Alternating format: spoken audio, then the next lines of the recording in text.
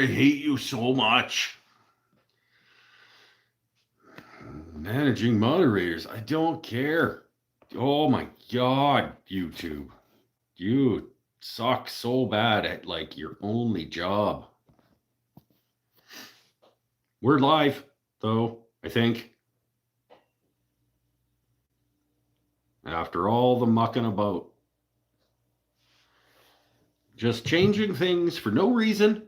YouTube's just, you know what? Let's just move things around. Let's make it even more difficult for people to do this. That'll be fun.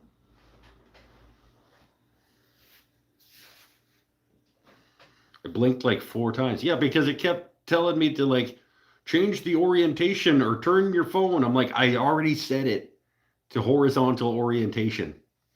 Don't tell me to go vertical. I'm not going to. And then it's like, oh, yeah, it's just. And then it was trying to face the camera that way. I was like, no, why would you? It's fine. It's fine. YouTube's going to YouTube, and we're just going to roll with it. Hello, and welcome to the Mike's Not Gonna Throw Something in His Shop hour. Steve's here, Paul's here, there's a couple other people here, according to YouTube, but YouTube sucks and doesn't. Gretchen's here. Might crash early again because I still have a cold. Boo! Just makes me sleepy. Yeah, sleep is good. Sleep is the best medicine. Are you cooking tonight? I'm not cooking tonight. I'm not doing anything tonight. We're going to hang out for as long as we feel like it collectively. I'm going to try a new Mike's never had this thing before. And I got a mail from Shannon and some talkie, and we'll make fun of a random state probably where someone is, or province or whatever. Maybe, who knows. We just chill. We're just gonna chill and just allow. We're gonna allow the world to be what it is, just for a little bit. And we're gonna enjoy each other's company to some extent.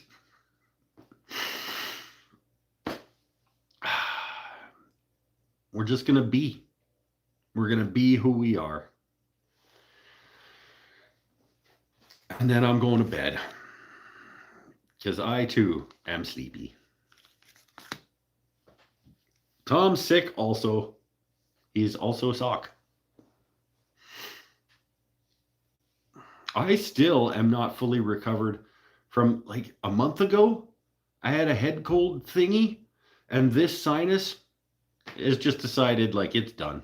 It's like it never returned to proper functioning, and now so I only can breathe kind of out of this side of my face, and this side is just like, yeah, nah, I'm good. It's like it just. Let's open the mail. I have a knife. Do I need a knife? Got the Shannon Lumber Industry Update stickers. I don't know how many are in here. I don't know what month it is. Don't know. Okay. At least there's three Shannon Lumber Industry Update stickers. We got Catalpa. We got Buckeye. And we got Monkey Pod stickers. So, free ad for Shannon's Lumber Industry Update. If you don't know Shannon Rogers, he runs a podcast / he does it on YouTube also, where he just talks about wood. And once a month, he features a species of wood and makes these fancy stickers with all the technical properties and specs and stuff. And if you are a Patreon of his at a certain level, he sends you these stickers, and I've got many of them now. But I love them, and I like supporting him in what he does. He is a wealth of knowledge and continues to gain more because he researches and things. And yeah, it's a good show. Recommend it if you're a wood nerd like I am. Shannon's Lumber Industry Update. It's Renaissance Woodworker on YouTube. He's a hand tool only woodworker guy. He has a hand tool woodworking school online that he runs. And just good overall human being who wants to support the craft as much as he can. And I like to support him. So 3 more stickers, bringing my total up to, I don't know, a couple dozen at least. I don't have a good way to stick them. I don't have a good place to stick them. They live in an envelope in the cupboard. Now, next segment. Mike's never had this food before. Picture the sign, and he spins it, and he does the thing. It's another beverage edition. The last time we tried a new type of Coca-Cola, we had a winner with the orange creamsicle, vanilla orange or whatever, that was surprisingly good. This time we have Holiday Creamy Vanilla Coke Zero. Holiday Creamy Vanilla Coke Zero Sugar. Dunno. Last time we hit a winner on the orange creamsicle kind, so I figured creamy vanilla. I like vanilla. I like vanilla in my coffee. I use the vanilla little creamers and the vanilla pumps when I have the option. It's already failed. Coke Zero. Coke Zero is perfectly mediocre and fine. Okay? It's no Mexican Coke, but it's going to be... Coke Zero is my, these days, regular go-to Coke. Mexican Coke for special occasions and treats. I don't have any right now. And we're going to try the holiday edition. Holiday Creamy Vanilla. I don't know. It's going to be really sweet. Well, we'll find out. What do they sweeten Coke Zero with? Is it sucralose? What is it? Oh, I got to turn it sideways, and I already opened it. Oh, it's aspartame. I didn't know that. Well, is regular Coke Zero aspartame?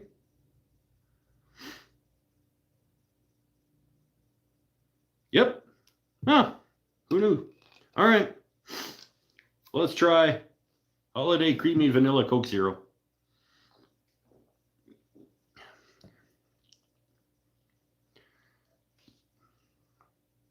That's not a thing that they should have made. Probably. That's...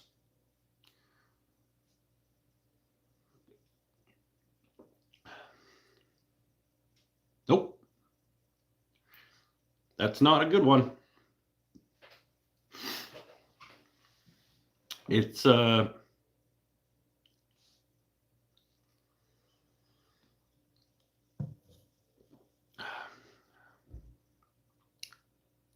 it tastes like a boozy drink. Like it tastes like it's got rum in it. Tastes kind of like a rum and Coke, I guess it would have to be like a vanilla rum, and it's got that sort of that stickiness. The sweetness is that sort of like sticks to the roof of your mouth sweetness. Like how I find Dr. Pepper to like.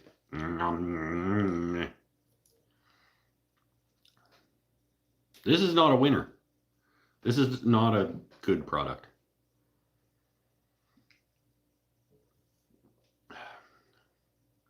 Gotta go like 4 at best.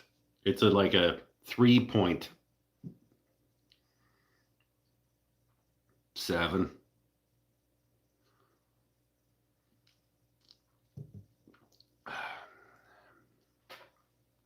Would probably taste better if it wasn't a Coke Zero. It probably would. But you would think, okay, hear me out. I don't mind regular Coke Zero. I think it's perfectly adequate. I would say that it's probably a 7. Now let's add vanilla to it. A guy who likes vanilla stuff should think that that's, but no. They've added vanilla to it and also made it worse. Maybe it's the holiday that they added to it. It's holiday creamy vanilla.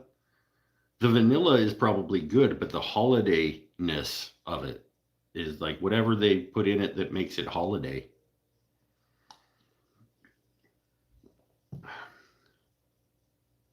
Nope. Will not buy again. Might not finish. Probably will, because even at 3.7, like I paid money for it. Disappointing, for sure. Don't buy this. This stuff is crap and tastes bad. Still drinking it. I paid money. I paid money for it. I'm not just, I mean, I have dumped out beverages that I dumped out the Mountain Dews. Remember those? The ingredients. Tom wants to know the ingredients. Carbonated water, caramel color, phosphoric acid. That's the good kind of acid. Natural flavor. That's vague. Sodium benzoate. That's the best kind of benzoate. Axoflame potassium, which is the best kind of potassium. Sodium citrate, aspartame, caffeine, and sucralose. It's got aspartame and sucralose. They needed the belt and suspenders on the sweetness, I guess.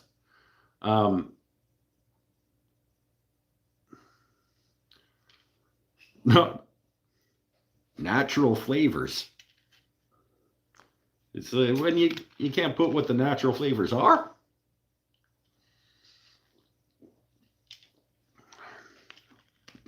I don't know if it's going to get done. It does taste... It tastes like you should be at a bar. Like it tastes like it has booze in it, but only enough that you get the flavor of the booze. And it's not a good booze. It's not a quality one. It's the kind that came off the gun at the sports pub.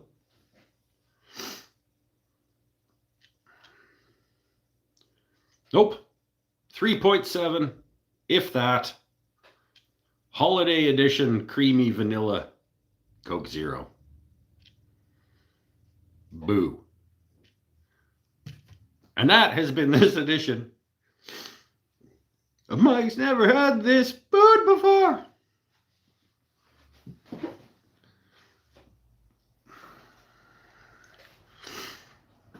Eric Habakabakas here with his green name and his teal star. Gretchen's got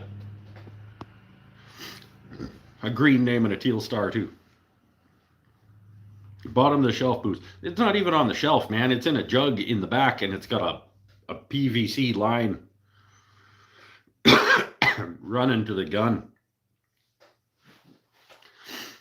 And then like the stuff that they put in here is like the stuff that came off the tray. The bartenders tray thing that gets all the slop in it, and then they pour it out at the end of the night. That's what the booze that went in here. I don't know why I'm doing this. Because I paid money. Maybe I think that it has to get better. Like maybe if you get used to it, kind of a thing. Nope.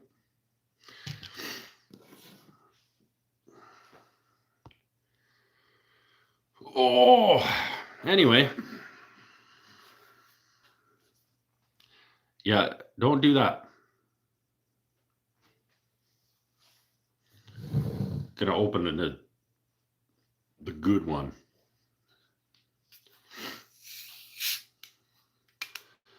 Oh, how's everybody doing?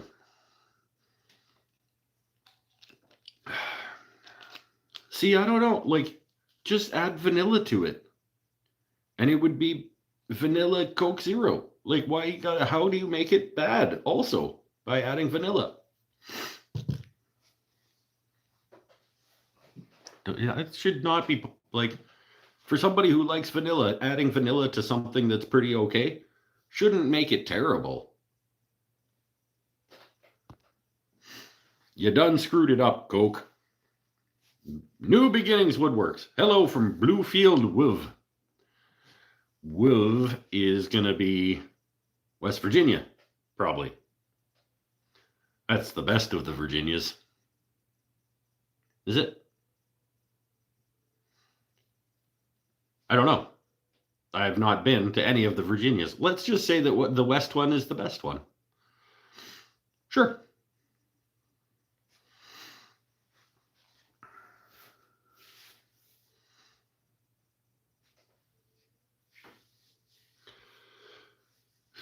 West Virginia. See? I'm spent day working on the new bike. You got to do so much work on those bikes, man. I don't understand why you keep buying those. New pipes, new engine. You just build your own out of scraps. If you got to put that much work into a brand new bike, brand new out of the shop, he's got to put new pipes and new engine bits and new this and new that, and I'm gonna paint it, and I gotta put new light bulbs in, and I gotta.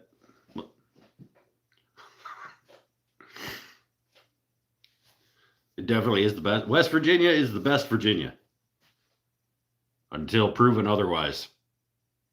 Somebody from North Virginia come in, and we'll have a fight. There's no North Virginia.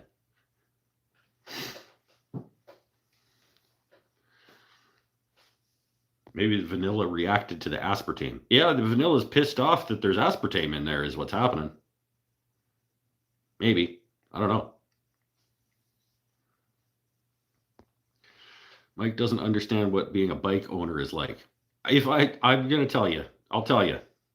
If, in a hypothetical world, I bought a motorcycle, I would buy the motorcycle that I wanted.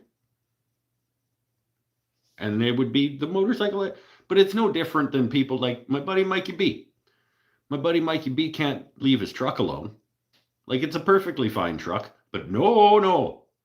We got to lift it up a couple inches, and then we got to put some spacer blocks in there with your spacer blocks, and then we got to put new little things on the side of it for steps, and then I don't really like those steps, so let's swap them out for other steps, and then we got a bit different lights on it, and we got to put some lights on the roof too, and then we got to put a thing on the back in the box for you to strap things to that goes up against the.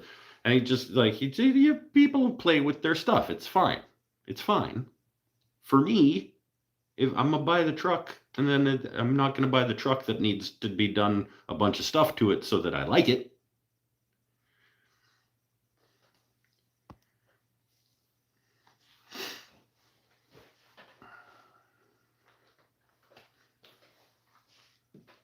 So that's just, I mean,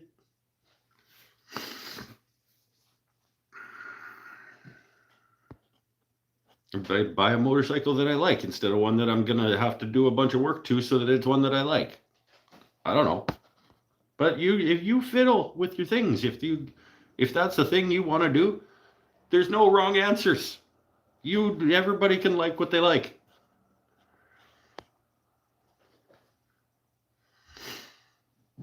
He's Canadian, so they really don't own one. Well, the Canadians don't own a bike.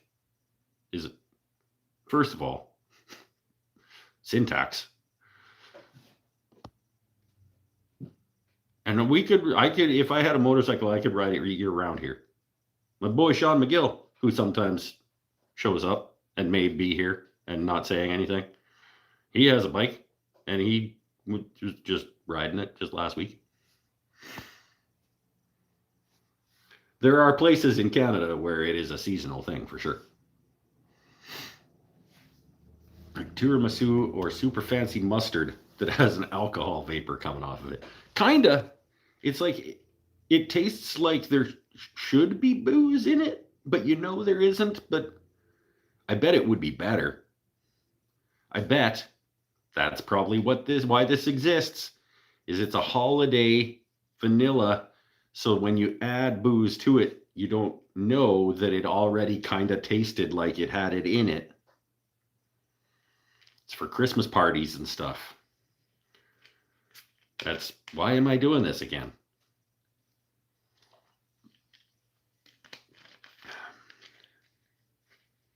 It would be better with like a Brugal rum. Yep. Or another decent quality Caribbean rum. That would be good.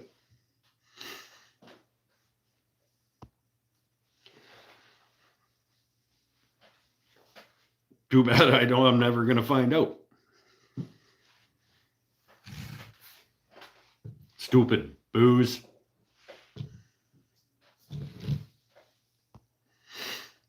Oh, didn't do any more work on the guitars. Said I was gonna. Didn't. Since Tuesday, anyway. If you were here on Tuesday, we got the back cavities done. And I was going to cut the back plates to cover those cavities on Wednesday. But then I decided to take like the first half of the day to just kind of piddle. I did a little bit of sweeping. I cleaned up all the router mess. And I swept and stuff and cleaned up a little bit.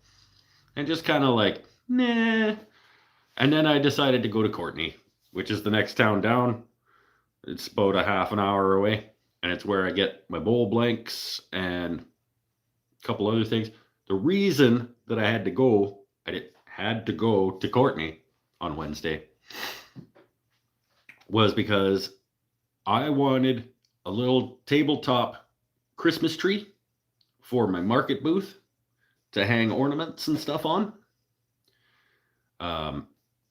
And there was a little tabletop, I think it's a 3 foot, it's not that little, tabletop Christmas tree in black at Canadian Tire.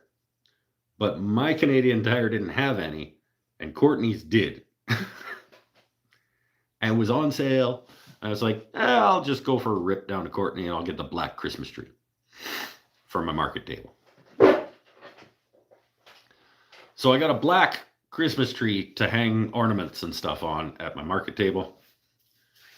And then while I was down there, I went to go get, just gotta pop into the wood blank store and the turning blank store.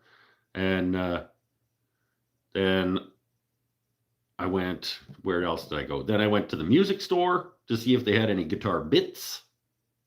Because you always need more guitar bits if you're going to make guitars.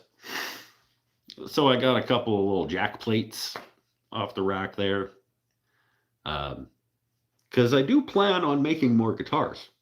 So can't hurt to have extra little bits and bobs.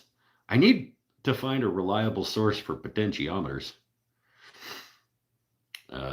And the orange dealy things that we talked about last time.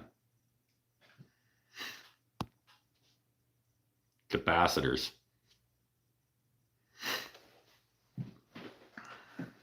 Usually you put sofa in the alcohol to hide the alcohol. I don't put a sofa in any alcohol. What are you talking about? Soda.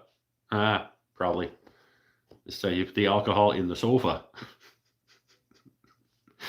It kind of, I'm pretty sure that it's designed to have booze in it, because it would probably be pretty good with like a spice rum. He does not have children, does he? Who is he? I do. Well, I have chilled. You're putting up a big distraction on your market table to turn attention from your handmade products. I'm going to try to hide them in the tree so that they look okay when they're...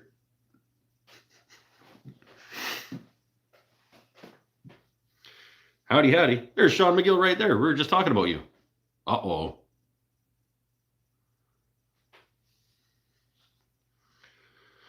I used to try to find decent suppliers, but just keep going back to eBay, Amazon, and just buy in bulk. I mean, that's probably the right answer for cost efficiency, financial. I hate both of those places.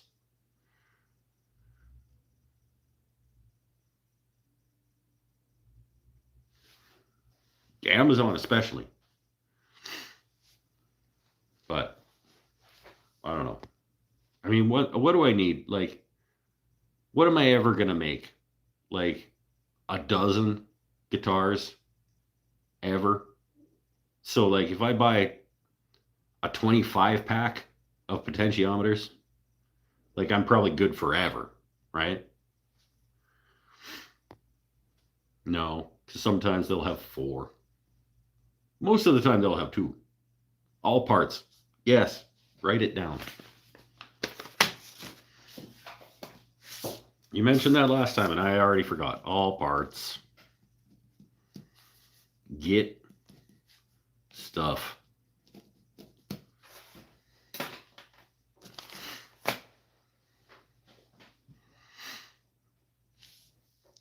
If we were closer, I would send you some. You can still send me some. They just won't work for these particular guys.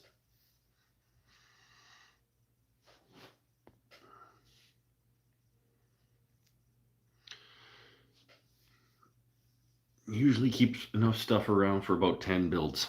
I mean, I may never make more than 10, so we'll see. I mean, if I start making them and then people want to start buying them, then maybe, but then I can use the money that people spend on the guitars to buy the parts for the guitars.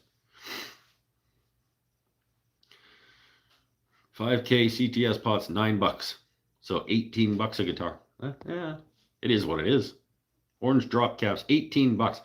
$18 for the little piece of orange. That's stupid.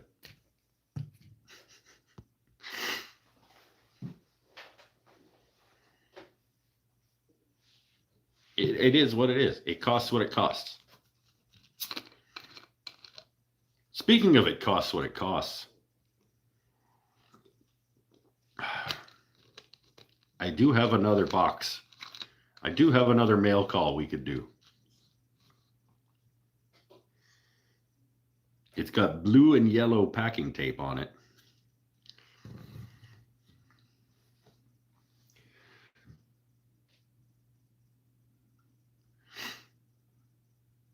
Buy those in bulk pots for 4 for $15, and caps are about $6 each. And then another $100 to send them to Canada. I had to pause for 15 minutes. What did I miss? All the things. You missed so much. Did you catch the wonderful new beverage that I discovered? Or did you miss all of that?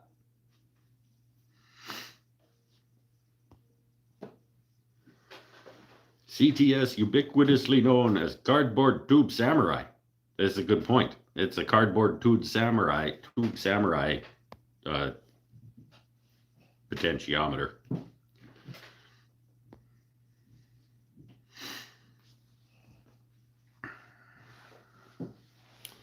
I'll have a look. Where do they have to come from? Because if they... And how do they ship? Because if they ship UPS, I do not want to buy from them.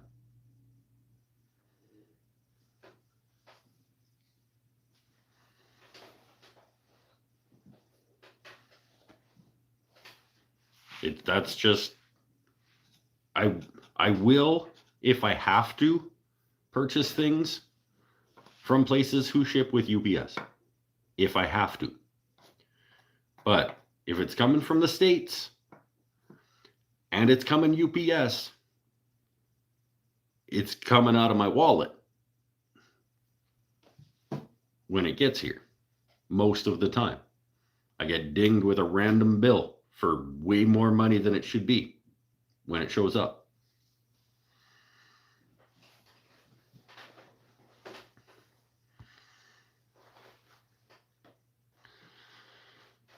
Just looking at the per piece price. So it's one of those, if you buy more, the price goes down per. Pulled out my desktop Christmas tree the other day. It's built out of circuit boards, raw components, and powered by a 9-volt battery. Again, doesn't do me any good. For the market not next week, in 3 weeks, I should do inventory. See if I have to get making stuff. Not tonight, but probably should be soon. I can't possibly need to make that much stuff. Maybe a couple of snowmen and a couple more trees, maybe, just to like holiday it up a little bit. You talking about UPS made me think of this. My nephew had to pull a FedEx truck. What? You pull what? What are you talking about? That's not even a sentence. My nephew had to pull a FedEx truck, like with his teeth, or like what? Finish the thought. How many caps pots do you need? All of them.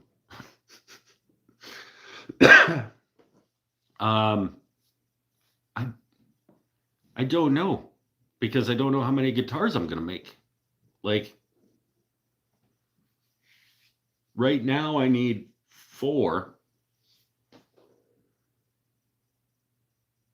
but I mean, let's say best case scenario, 2026. Let's target, even if I was going to target 6 guitars.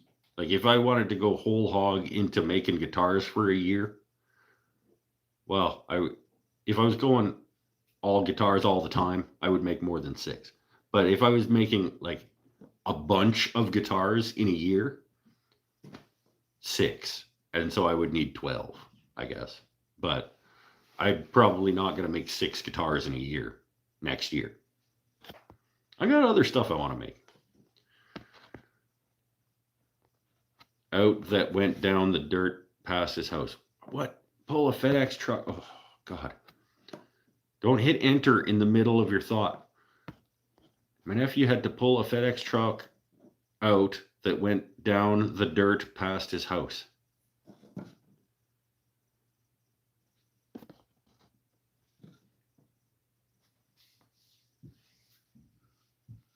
You guys hurt my brain sometimes. Pull it out of what? Like it went down the dirt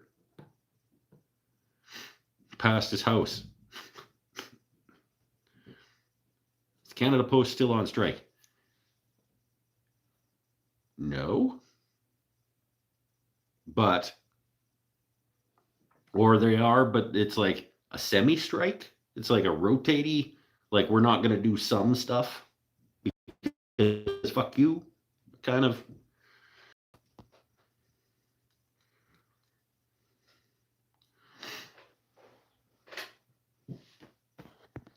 I think that most things are getting where they need to go right now from Canada Post to most places, most of the time. I'm driving myself bananas with 3 cache locations of tools. That, yeah. Well, tough system drawers in the bathroom. Yes, where you keep your sandpaper. Garage shelf, basement, extra bedroom. Looking for a pair of saddle squares. They're not in the bathroom. Wait, maybe they are. Road. Tom. Damn it, man.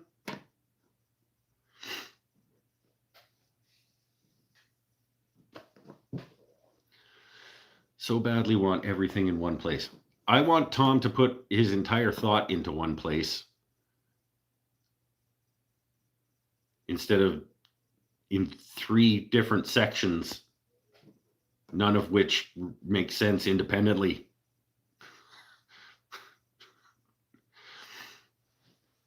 But I understand that, yeah.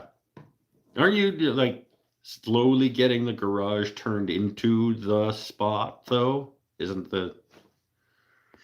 See, my sister has to get life-saving meds from Canada Post. Oh, I don't know that I would trust Canada Post with my life-saving meds. But if you have to, I guess you have to.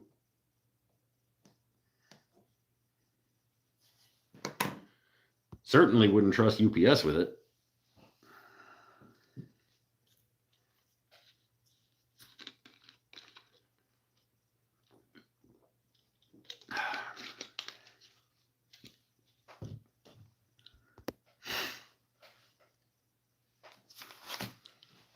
Oh, back hurts. I'm getting old, you guys. I think I might need glasses. I was trying to read something, like a bottle of something, even just when I was doing the ingredients on this, like, I think I need glasses. My back, it hurts, and then my sinus, and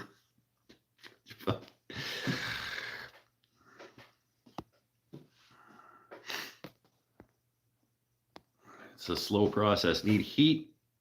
This is the 3rd winter where I wanted to push hard to get it before it got cold. Yeah, but then life happens, and you got to do that instead. Quit your crying. I don't know how you made it to 1,000 years old, Tim. I don't. Like, I got to 35 and things started falling apart. How did you get to 840? Like,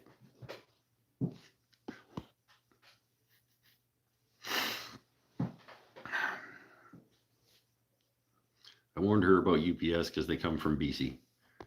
I don't know about the other direction. I can't say for how UPS is going that way. All I know is UPS coming from the States to Canada. You may or may not get it in the... They might just lose it. They may deliver it, but it's clearly been like hit by a forklift at some point and like annihilated. Or you get it and then they hand you a bill before you could have it, because they had to process, they had to like broker something at the border, a brokerage fee for it to cross the border, and here's another, by the way, that's $80, and it's like, and then it may also have been hit by a forklift or something. Didn't cry about it. Is that how you got to 800 and whatever? You just had a good attitude along the way? I'm trying. I mean, I think I'm pretty good at having a pretty good attitude. I don't... Do I? I was going to say, I don't complain a lot. It feels like maybe I do, though.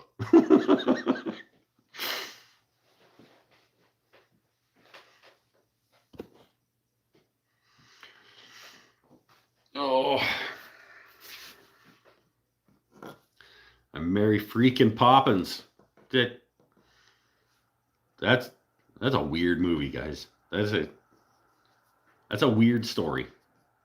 If you think about like all the details about that, like, this is just bring in this this lady off the street to look after our kids, and like she floated in on a fucking umbrella, and like now she's talking about feeding them sugar, like with their medicine, and like and then everything's a song. Like what's going on? No, that's fine. Leave the kids with this strange lady who floated in on a fucking umbrella. Like that's probably fine.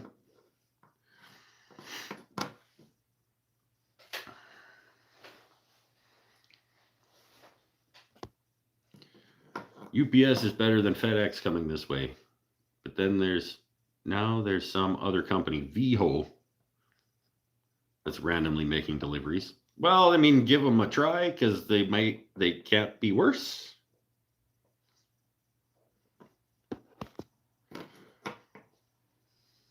I guess. I don't know.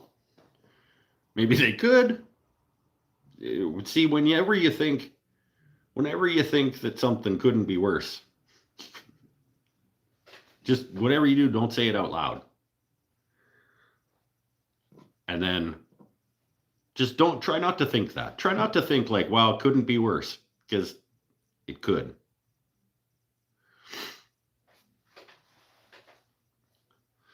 Don't forget DHL. DHL is hit and miss here too, man. We just got a box down at the Crow's Nest that had DHL packing tape all over it because it was like repackaged by DHL. It's like, why did you need to repackage that though? Like, why did it get unpackaged that you had to repackage it? Had a little tag on it, repackaged, and DHL packing tape all over it. It's like, what? Because probably they hit it with a forklift, and then they had to get a new box and put all the stuff in it, and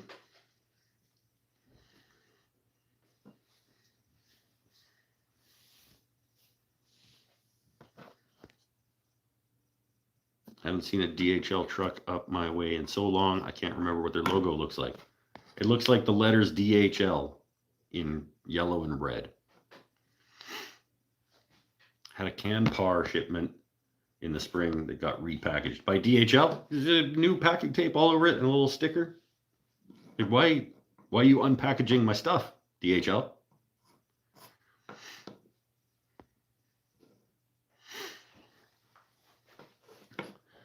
Those of us in the US have learned it can always get worse. I mean, everything always could get worse. And we just need to work at making things better so that hopefully it doesn't. In whatever way that means to you. Update here in the extra bedroom. All right. Located the empty boxes for both saddle squares. Found the boxes. They're not in there. Okay.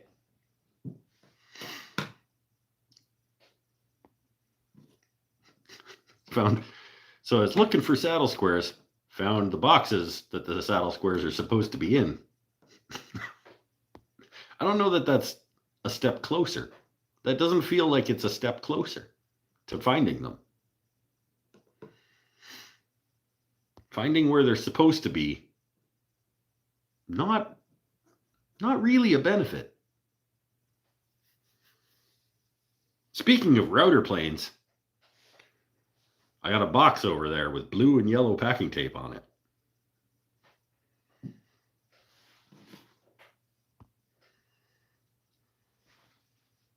Unfortunately, I can't open that. I could open the blue and yellow part. But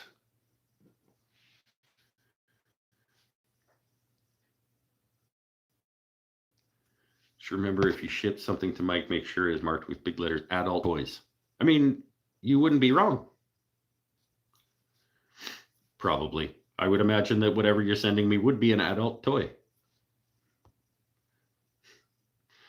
It is only because I now know they exist. Okay. Why were you looking for something you weren't sure existed?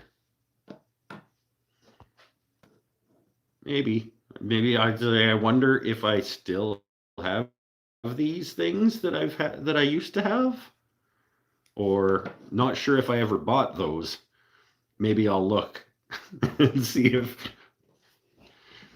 he eliminated where they were not. One of the places, he's eliminated quite a few of the places that they're not, but there's a lot of places that they're not.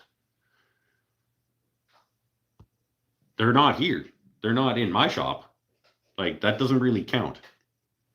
Fearsome, you're not one step closer to finding them because you know that they're not here in my shop. That doesn't make you one step closer to finding them.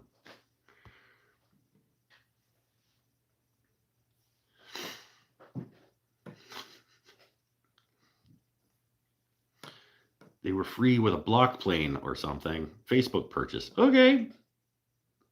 So they exist, and they're not here in my shop or in that box that they should be in your bathroom. I don't consider either of those things to be one step closer. It's nice when you're looking for something and you find something else you forgot you had. That's true. These guitars that I'm working on right now were things that I forgot that I had. I glued up these body blanks and these neck blanks, and then I realized, like, you don't know how to make guitars. And I put them away. And like 5 years later, I found them and I was like, oh, right, you were going to make guitars.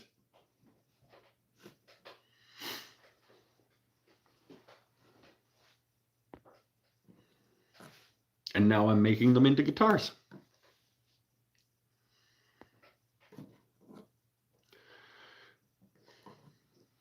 Peckerwood's here.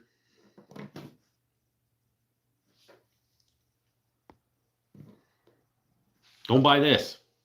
If you came late, vanilla holiday creamsicle, vanilla creamy holiday creamy vanilla Coke Zero. No.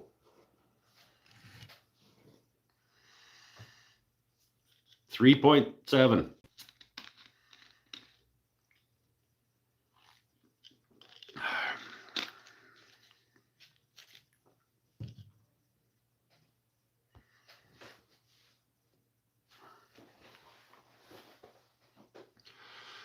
Oh, they may exist, or at least you've got the boxes. The boxes exist. So that's a thing.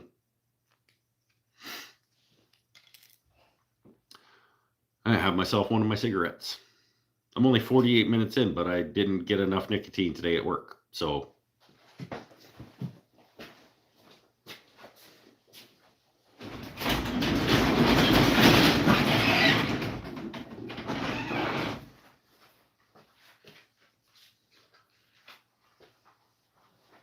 see.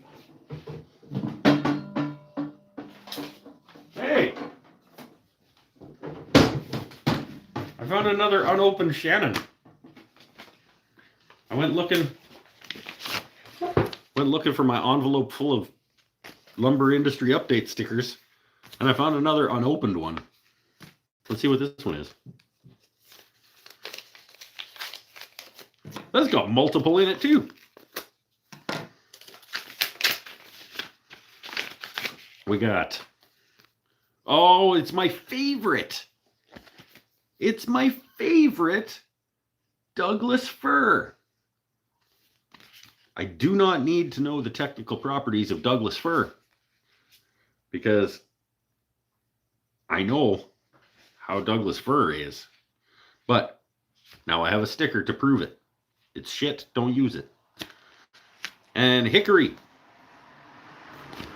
And then we add those two to the Buckeye Catalpa Monkey Pod that I got today.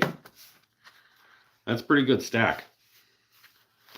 That's a pretty good stack of stickers. We got 1, 2. All right. Monkey Pod, Catalpa, Buckeye, Hickory, Douglas fir, Nara. Feels like there's another one there. Yep, Nara, Tamo ash, sweet chestnut, eastern cottonwood, iroko, yellow birch, American hornbeam, hemlock, sapele, white oak, holly, London plane, parota, persimmon, black cherry.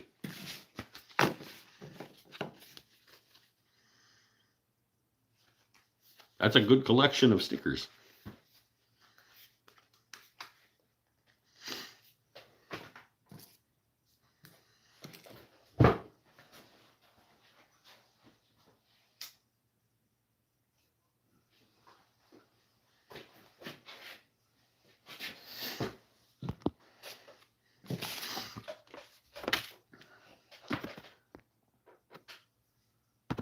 Stick to my Pepsi Max. Yeah, good call. Well, no, it's Pepsi, so just don't this one. I'm gonna send Mike another egg beater drill and put dildo on the box in black marker. Okay. What are you supposed to do with these stickers? You probably stick them. You stick them on things, I guess. He says that people send him pictures. I don't know who's got a shop like this though. Like people buy a stick of it and then put the sticker on the stick of it and then have it. It's like, so now it's not just this big taking up space in your shop. It's actually on a board.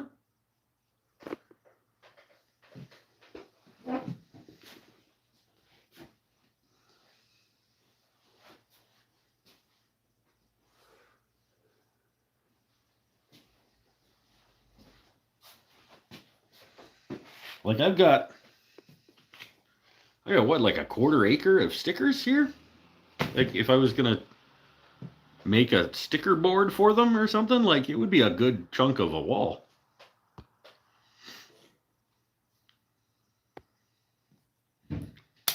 Certainly would fill my bandsaw. It would overfill my bandsaw. It would more than fill the front of my fridge. I could do the back of the garage door. I could put them on the back of the garage door.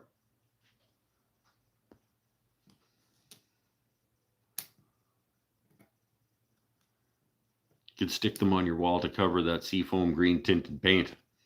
I'd stick one on your face to shut your mouth. Yeah.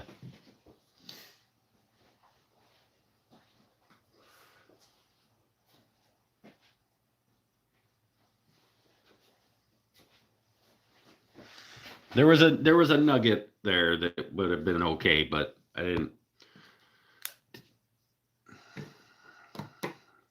Wasn't quite.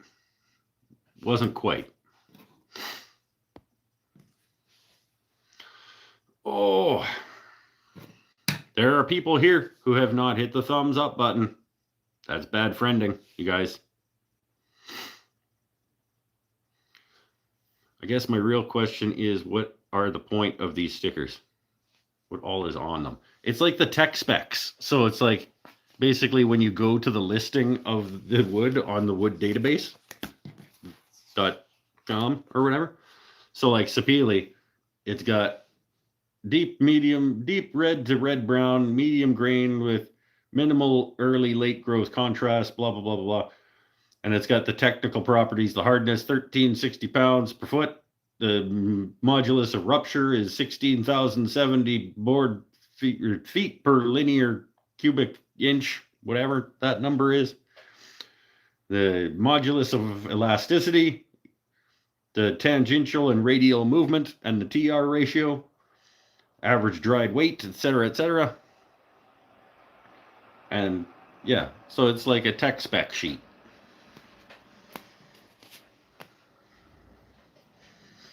This is like the MSDS of a piece of wood.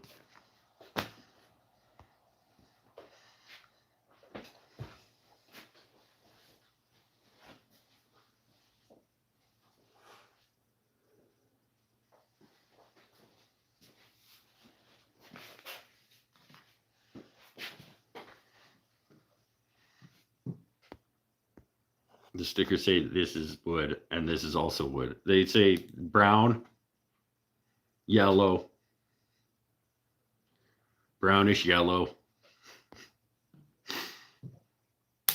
Yes, Tim's got a good point. If you want exclusive content, and what glorious exclusive content it is.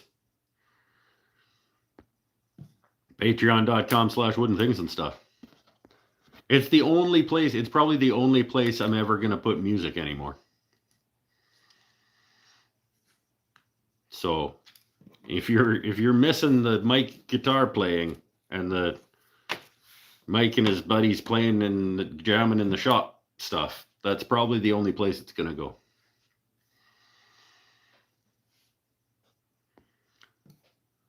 Woodcraft had a ton of walnut cutoffs today.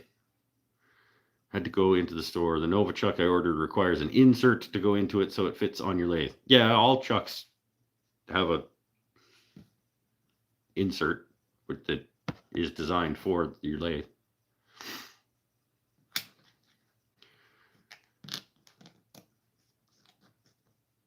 They're supposed to be free with the chuck, though. You're supposed to get to pick what insert goes with your chuck that fits on your lathe when you buy the chuck. At least that's how one-ways work.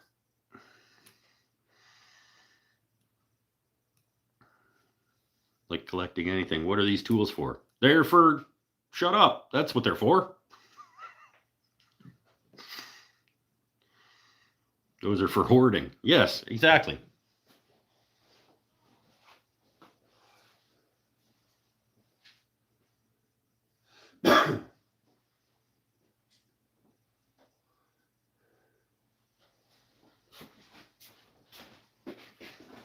I just tell people they're for shut up. That's why. Like, why do I want a cello? Because shut up. That's... Why is that, Mike? Why is that, Mike? I don't know.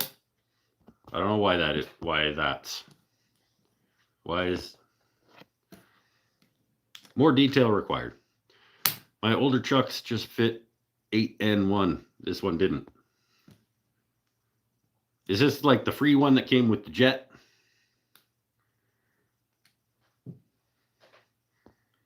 And then you sold the jet and now the chuck doesn't fit on your not a jet?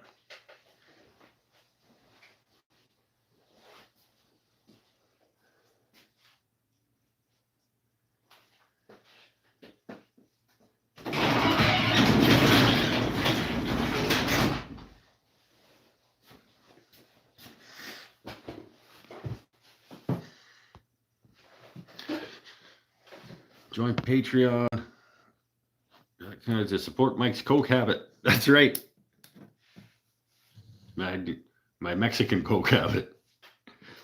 And my Coke Zero habit. And my gotta try all the new flavors of Coke, even though sometimes they're garbage habit.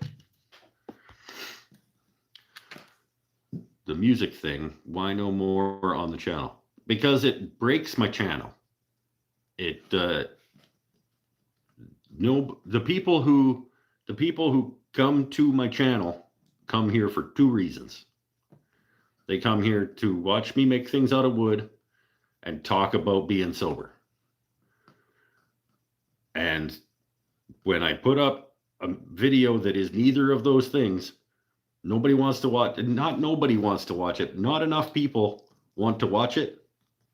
So YouTube thinks that people don't want to watch my channel, and then it hurts all of my other videos. So every time I put up a music episode of the show, or like I release one of my music ones, it's always my worst performing video, and everything else suffers because YouTube now gets confused about who even wants to watch this idiot. So I'm not putting music. You're a patron, aren't you? I made a whole big post about it on Patreon.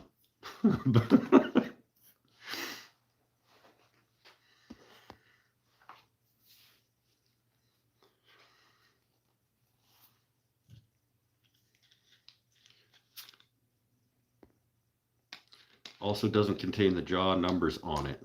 The Nova is made so well now they don't need to number which jaw goes where. I don't know that I have ever followed those where which jaw goes where on my one ways anyway. Well, there's one that rides in a little slot. It's got a little nubbin on the back of the jaw that fits into a slot on one of them. So obviously that one has to go there.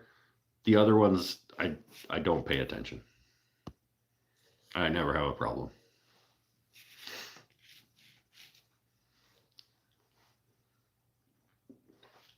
I like your music videos. Yeah, there are people who do. I'm not saying that when I say everybody, I mean the general public. It's and not only that. Well, go to the Patreon post and read it. It explains it in pretty good, I think. But it's like, it hurts my channel and it hurts my feelings. To be honest, like, that's the only way to put it. It's like, I like to pretend. I like to pretend like, I'm going to just do what I want. Screw everything.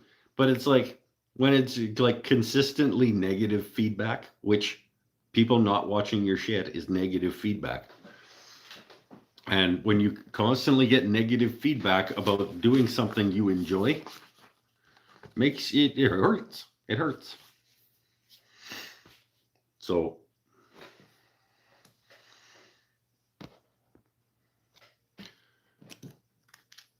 as much as I pretend like it doesn't, there's a little, every time there's a little,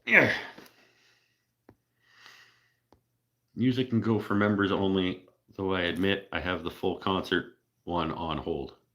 I think that requires a separate channel to avoid YouTube confusion.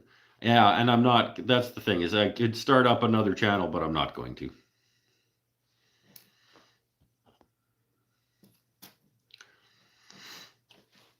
Enough to make you drink. Not enough to make me drink. Enough to make me just not want to do it. Don't come here for either your sobriety or your woodworking. I just like hanging out and making fun of you. Yeah, okay. But originally, you came for woodworking, I think. I'm not really sure. Must have been. I think it was the lathe. I think you found me from the lathe because you won one of your many lathe wins, and you like looked it up and you found me, and then you just started hanging out.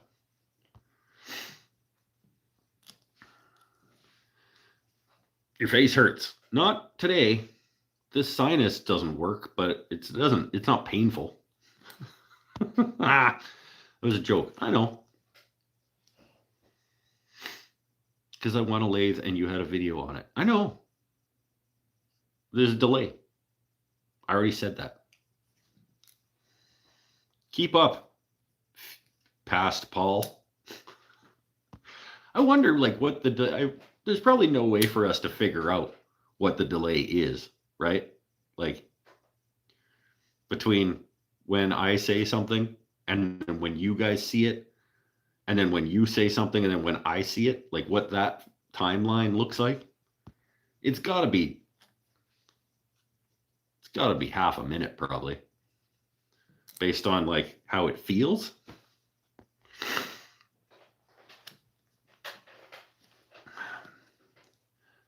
Enough to make me drink. If it's not a problem for you, I wish it was. I wish I could still drink without it being a problem for me. I'm not even sure why I came here. I think that's a question we all ask ourselves sometimes. It's not like I'm a woodworker. Glad I'm stayed though. Yeah, well, we're glad you stayed too. Feels like 1 or 2 second delay. Does it? Because feels like longer than that for me. Unless you're just really slow at typing. Okay, here's what we're going to do. Just totally unscientific. I am going to snap my fingers. Somebody get ready to say now. Okay?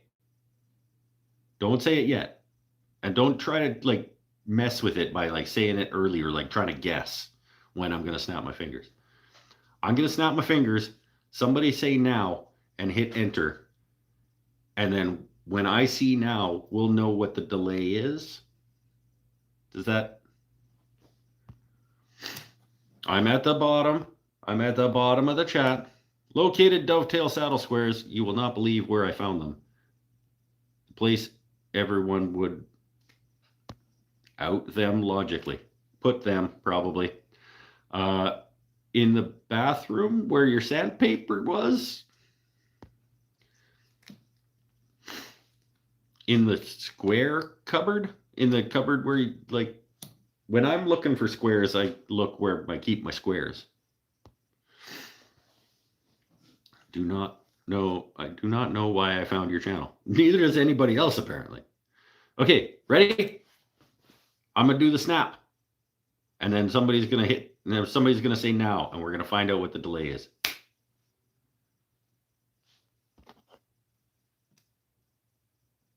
Four? Okay, now I got the, yeah, okay, so 4-ish. Now, oh, see, people are still saying now. So I guess it varies a little bit.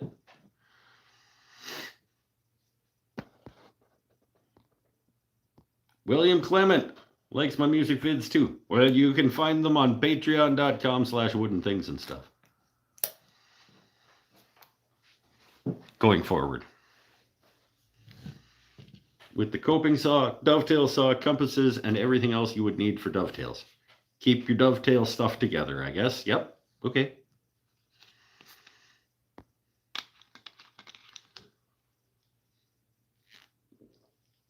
I've never used a coping saw for dovetails.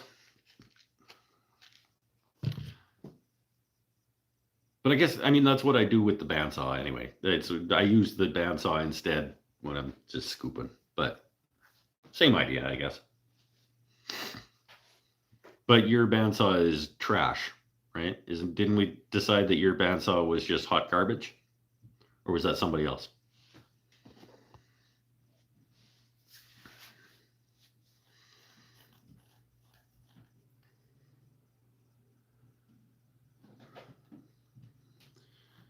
I used to do dovetails, but wife got pissed because she said it hurts the doves.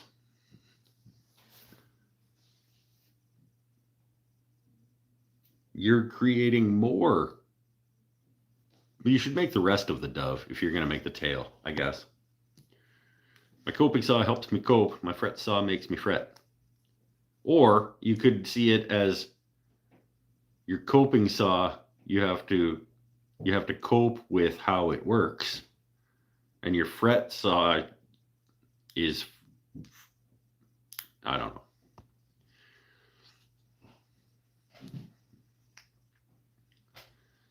Happy I found them. I tend to hold on to and continue to ruminate about the lost item until I find it.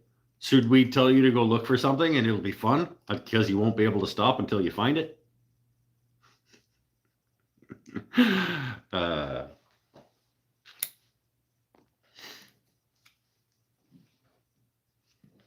Does your bandsaw make you rock? Oh, hey-oh. Because it's a band. Get it? No. 2.3.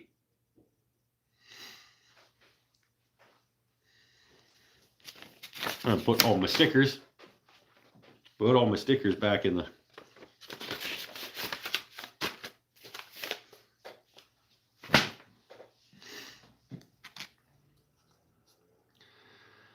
I used to have a bandsaw, but no longer. I no longer rock. I used to have a bandsaw. I still do, but I used to have a bandsaw too.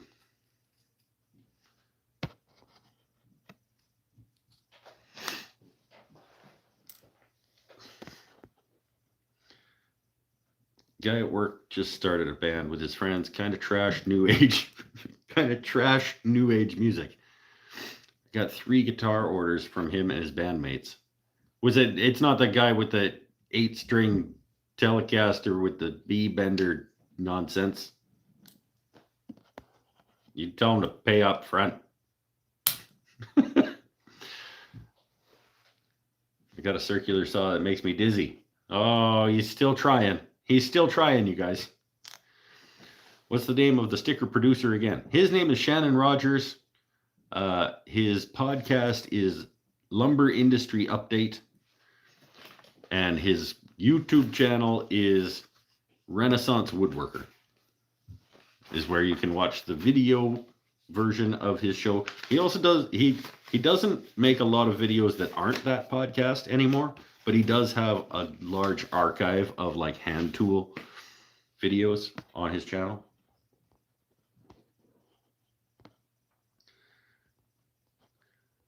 Oh, don't report. I almost reported Fearsome for saying something. I look up to Frank Klaus, so my dovetail method is entirely based on trying to be him. Don't try to be other people. Be you. Him and who he raced against, who I've been tutored by, Mike Siemens. They go back and forth from Chiselcope. Yeah, I mean, like I said, it's the same thing that I do with my bandsaw. I just do it with my bandsaw instead of a Kopi saw.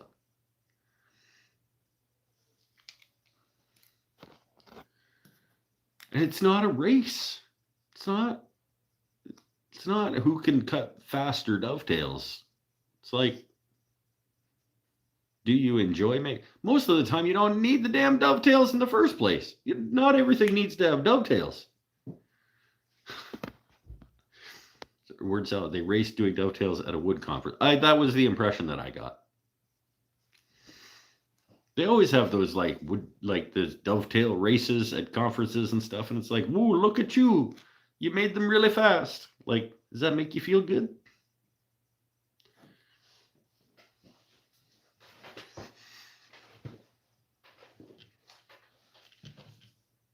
Look how fast I can make dovetails. Yeah, well, look how fast I don't care.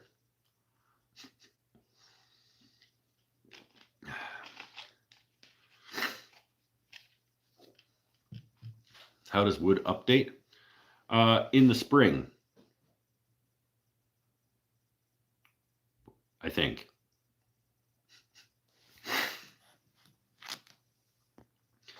I need the speed. I'm too slow and careful. If I do not rush myself a little, it does not get done. Well, but that's different than just doing them as fast as you can for show purposes. Like to be super fast at it. Like that's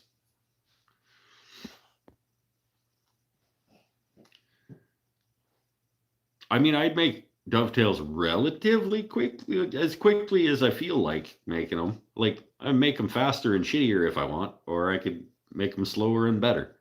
And I don't, depends how I'm feeling. If I feel like taking my time and making them good, do that. If I haven't done them for a while and I kind of don't care, you get the corners of the last cabinet that I made. All gappy and shit, but they hold together. I don't do dovetails. Last couple of products I made sold kept showing back up at my house because of the dovetails. I bet Stumpy Nubs has the fastest dovetails. Well, he might. He just makes a video of someone else doing them and then tries to sell you something to make you better at them somehow. Does Harvey make something that would help with dovetails? Because he could, if you want to make better dovetails, you buy the Harvey table saw.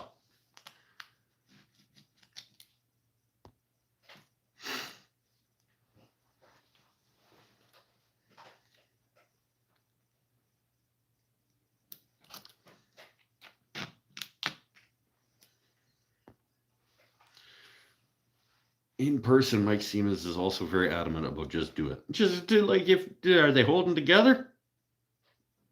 Done. Who are you trying to impress? Are you enjoying the process of making them? Then take as long as you want. If you're not enjoying the process of making them, do them as quick as you can so that you can move on to something maybe you do enjoy. And be okay with them maybe being shitty, but holding together. That's fine. That's fine. Strive for adequacy, you guys.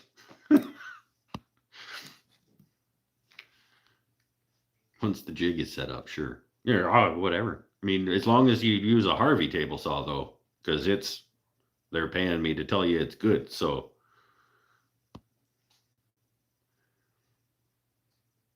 and not me, by the way. That's not what I'm saying. If you didn't catch on to that. Harvey only sells dovetail router jigs, not router bits, not jigs. Oh, well. Let's ask Stumpy if they're any good.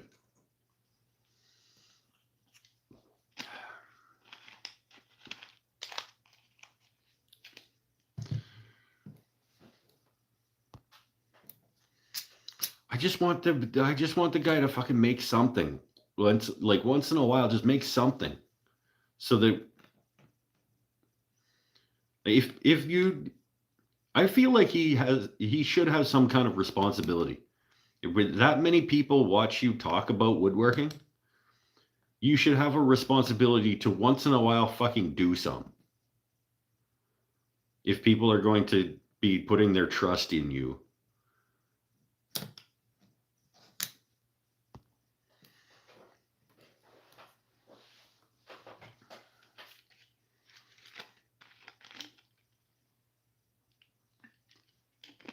But I guess if you don't have to, and people will still put their trust in you, but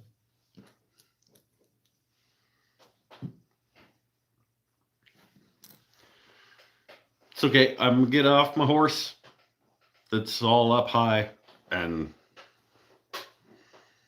let the guy make his money.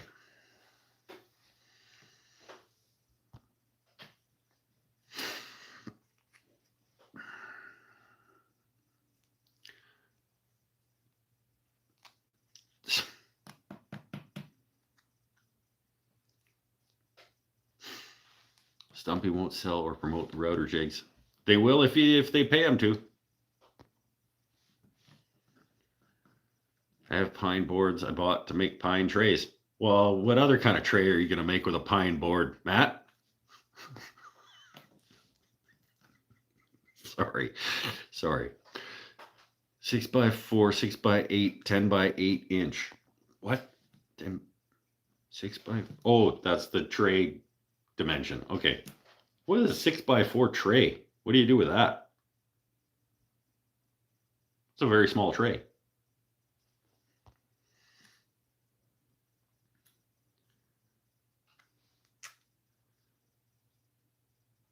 That's cool, though. I've got those of you who have been here a while may remember. I saw my boy John. He's got one of these. He's got the one that we finished on the live show. The one that I started on the live show where we finished the one that John has. I found, speaking of like finding stuff, a little while ago. Oh, I took it inside. It's like a 12x12 like tea tray with little cutouts in the side that makes little feet in the corners. And John's got the one that we epoxy poured live on the show that he bought at a market a couple years ago now. And I found the one that we started on that show. So now I got to do an epoxy pour on the bottom of that. And I may have it at the market. I don't know if I will. But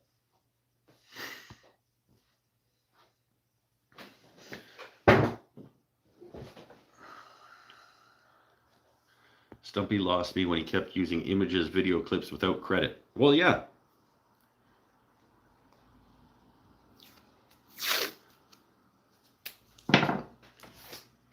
Because it's an integrity thing.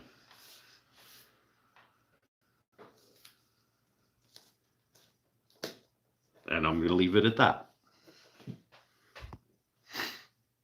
Junk drawer organizers. Oh, that's cool. Yeah.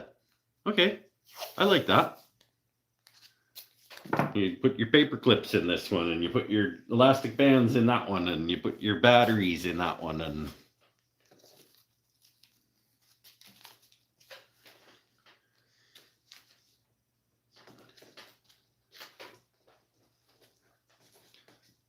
tomorrow I'm cleaning, organizing my shop, and making the final pens for Christmas. If you don't blow them up. Oh, backsies. Gretchen, I see backsies. You know that I can see that, right? Like, we know. When you do backsies, I'm going to see it, and I'm going to call it out.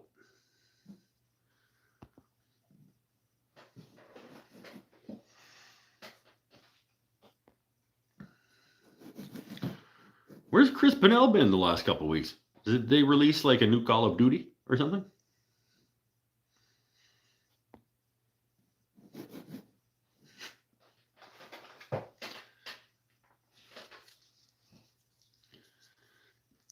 Oh.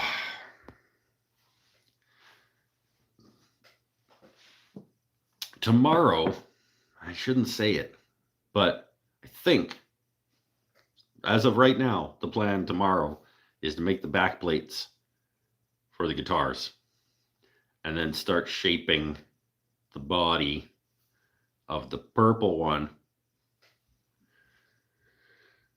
and then start to get closer to final sanding and things.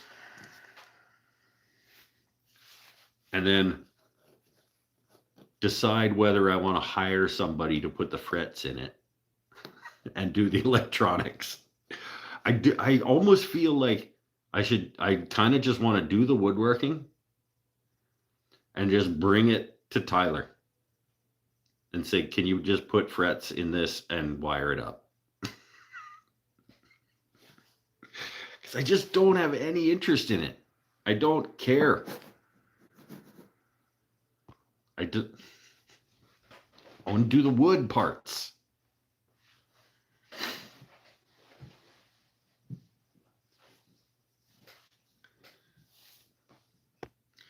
Doing two is sort of makes sense. Doing two is sort of makes sense.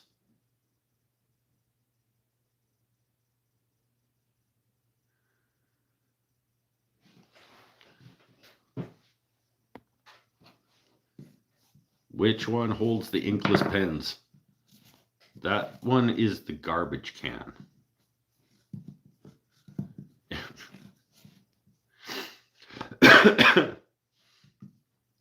Or go to Staples and get some ink.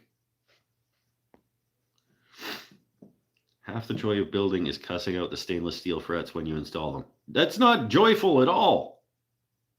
You and I have very different definitions of things that are joyful. The reason to do backsies is to make you wonder. I'm not wondering anything.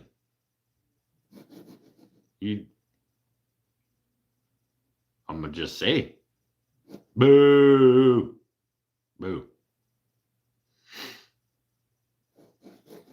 I saw that, Tim. See, I saw that. Doesn't work if I see it. I can't see your no music post on Patreon. Maybe I'm in the lower echelon. I didn't even make it a paid only. I made it a public.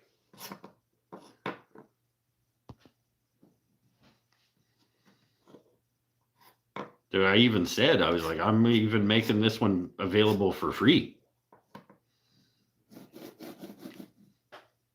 And then I did that, I think.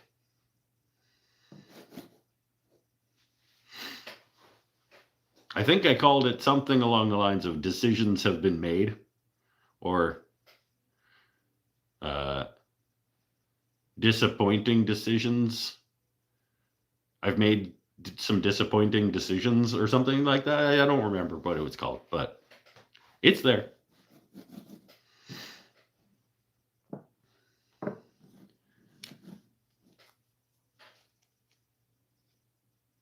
It was like a month ago.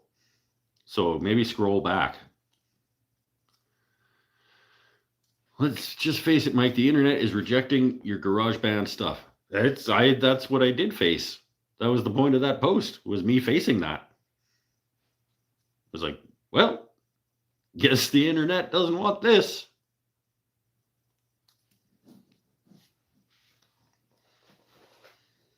And then that was the one where I shared Hurt, I think. When I made a big long post about how I'm not going to be putting up music stuff anymore. Here's me and the boys playing Hurt last night or something. And I was like, and this might be the last one.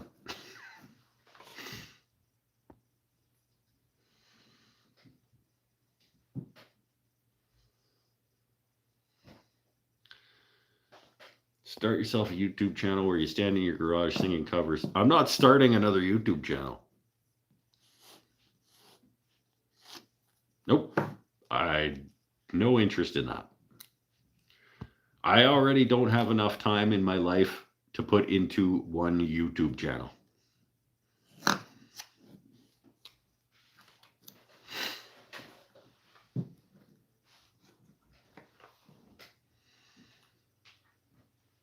I just thought it's the name of the channel is Wooden Things and Stuff for that very reason. I didn't want to just be tied to making woodworking content. But algorithmically, it doesn't work. Having a channel of stuff upsets YouTube.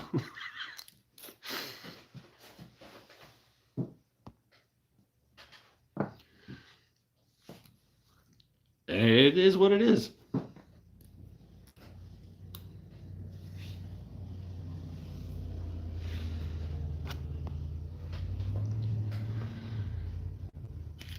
Needed more scrolling. Yep. It was a while ago. I'm making lots of Patreon, but if you guys don't know about all of the beautiful, wonderful things over at Patreon, like he had to scroll a long ways to get to a post that I just made like a month ago. Wasn't that far. I do like a post a week over there.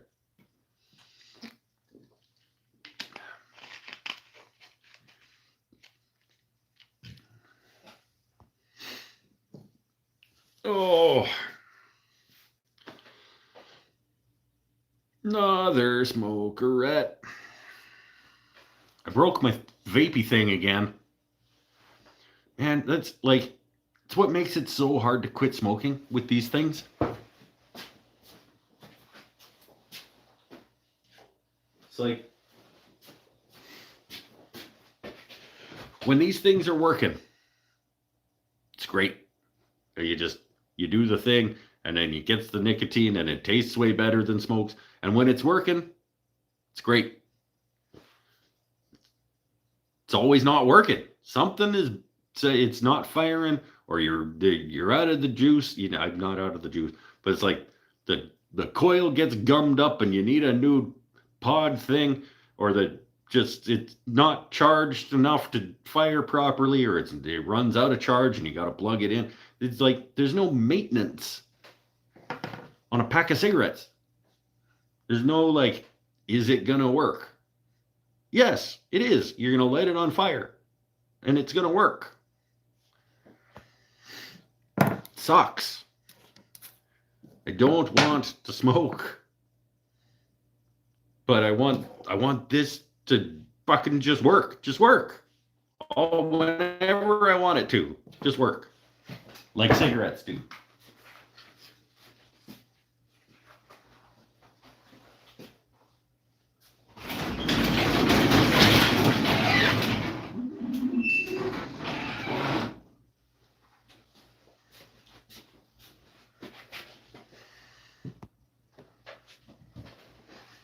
Everybody leave? No, just not saying anything? Okay. All right.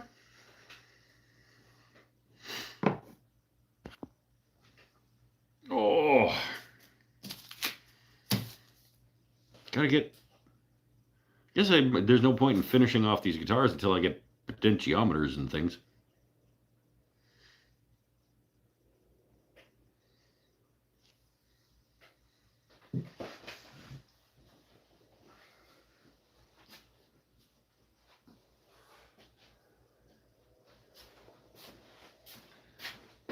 I guess I don't technically have to finish these guitars before I start the bass.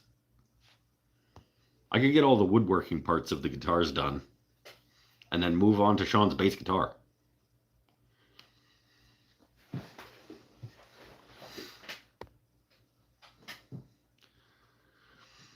We're all still here. We're all still here.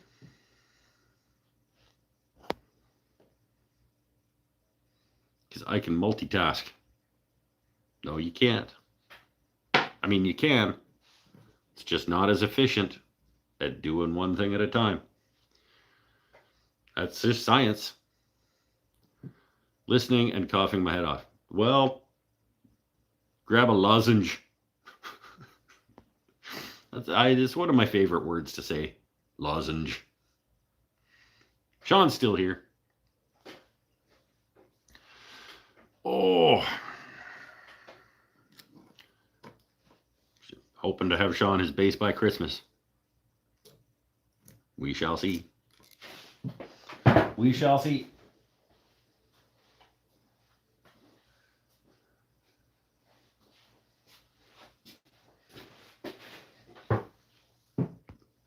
I guess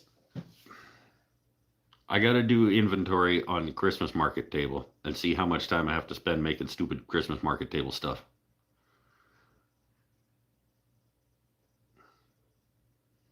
Shouldn't be much though. Couple of trees and a couple of snowmen is at most. Maybe a few keychains or something, because you gotta have the cheap stuff. Every now and then a cigarette breaks and you only get a tiny portion. But it still works though. You can light it with a match. I know. It's just like it's gonna work. It's gonna do the nicotine into you. As long as you have fire. Sean gets an IOU in the mail on a postcard. No, he wouldn't get that. He'd get an Instagram DM.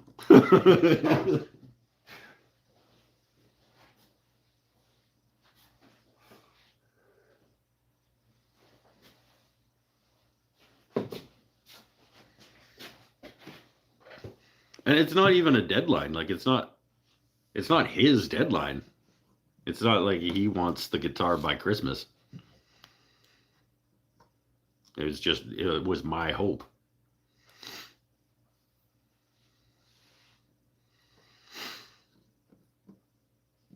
Don't get your cigs wet. It's true, but they will dry out. And you can still smoke them. They're gross after they get wet and dry out.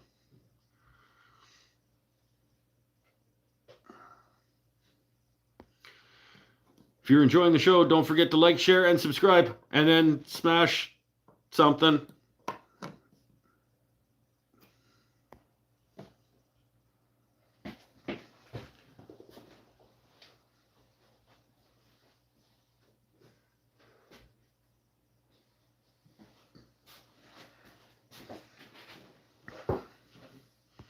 I also still have, speaking of things that make me money, I guess is what we're speaking of, sort of. I still have a few of these. The limited edition Mike's Wooden Things and Stuff marking knife. I still have a few of these.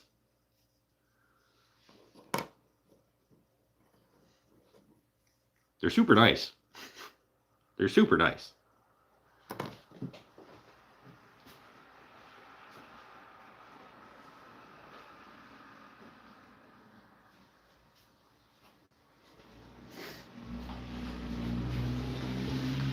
Who's got one? Eric's got one. Johnny's got one.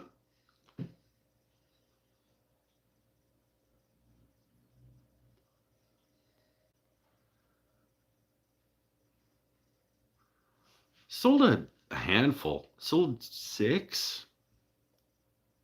Maybe. I've got 2 here in the shop because I kept 2 for some reason. Maybe I didn't sell it. Maybe I only sold 4. 3 or 3? I don't know. Not very many. It's I'm bad at this. I love mine, but it hates me. You keep slicing yourself with it?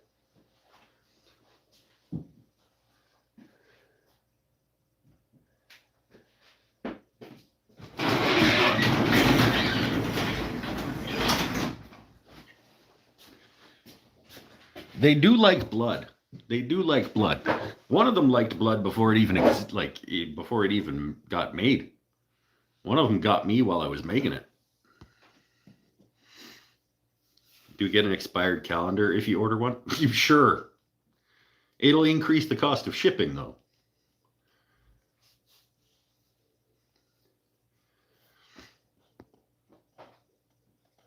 Because the package will be bigger and now it costs more. So I guess it's not a free expired calendar. Probably sent you the one that got him. No, I think that's this one. I think I kept that one. I think it's this one.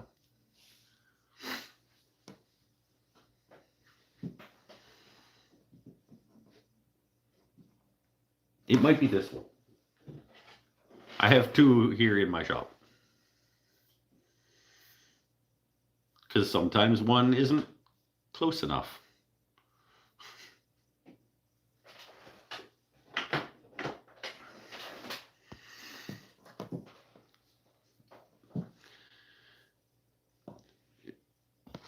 It's possessed. Well, maybe be a little more careful with it. It's sharp enough. You shouldn't have to push real hard.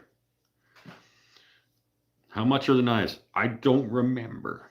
I think they were $50. Eric? Eric might remember. What kind of knife? I made them as marking knives for like marking scribe lines on pieces of wood. That's why it's got the little fingy divot here. So that you can hold it like a pencil essentially.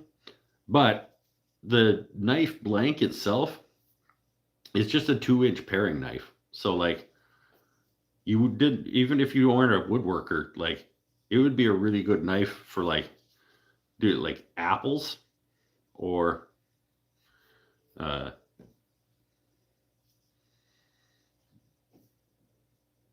I don't know, anything. You just need a little 2-inch blade, small little knife for. But yeah, they're marketed as much marketing as I do. I called them the Mike's Wooden Things and Stuff limited edition marking knife with stabilized purple green some kind of burl from my friend Paul Waldrop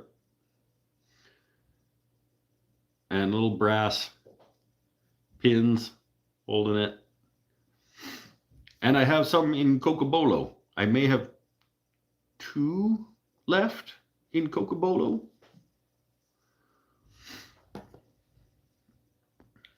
$75 delivered Australian dollars. So that is not all that helpful. Maybe I think I want to say they were $50. Let's say that they're $50. My knife is in with saddle squares. Oh, Matt's got one too. There's at least 2. And then John bought 2 because he bought one for him and one as a gift. So there's 4 at least.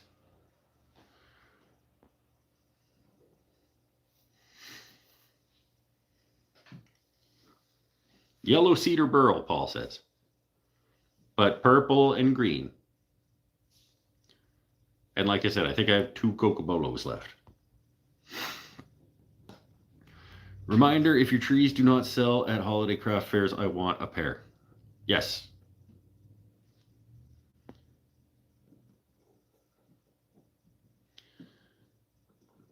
And Band-Aids. I will always have extra Band-Aids, Matt. I can always add Band-Aids to an order for an appropriate amount of money and not profit stupidly off of them. I want people to have the good Band-Aids. So like, you can pay what I pay plus a handling fee of $2 or something.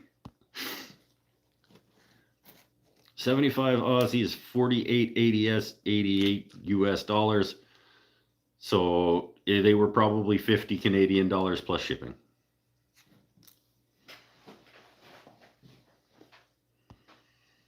Which unfortunately to the United States is now approximately $140 shipping. So you could have one in your hands in a week for like $200 if you live in the States.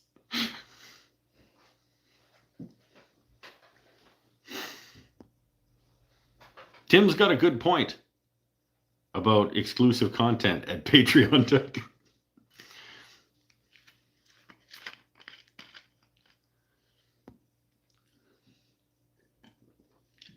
Oh, Gretchen, didn't you say you wanted some husband wanted a spatula or something?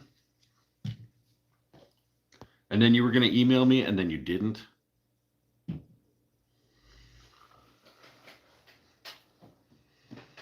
Isn't that a thing that happened?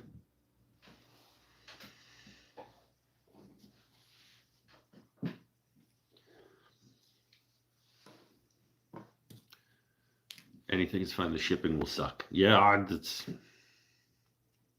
shipping anything sucks. I'll trade you one of my marking knives for one of yours. I make mine out of old circular saw blades. I don't need any more marking knives. I've got these two of mine. I've got one that I got in a Wood Whisperer Secret Santa from a dude in Quebec that's really nice. It's like a zebra wood spear point dealie. I've got another spear point guy in here that I like pretty okay.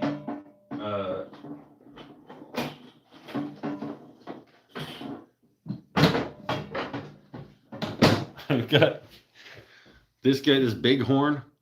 I kind of like sometimes. I got this is the one that the guy in Quebec made for me. This zebra wood spear point guy. I need to do a little rust work on that. But I have more than enough marking knives. Can you have more than enough marking knives? Yes, I think you can. 5 in my shop at the moment. I have also, I guess I only have 4.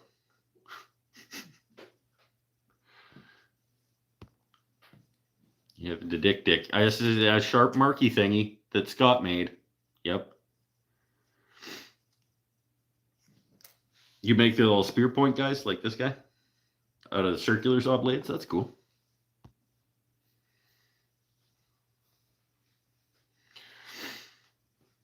I have many sharp marky thingies.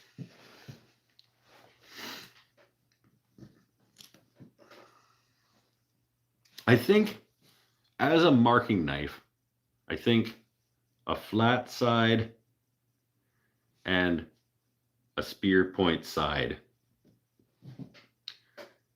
I think is a better design than mine. This is a more, can also be a knife. Like this could just be a regular knife.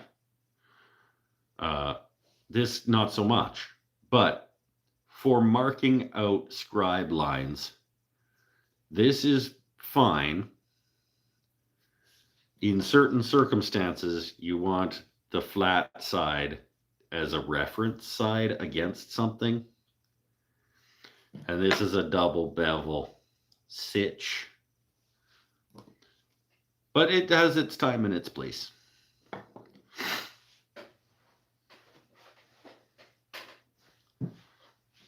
I still sell tools, just not as much as I used to. It's because you're too busy making slimline guitars. The check edge cadet. I've heard about check edge marking knives.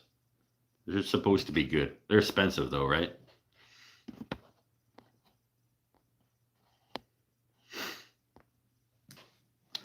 take the measurements. It's still on my list. I figure I can spend money on your work without breaking my no spend boycott.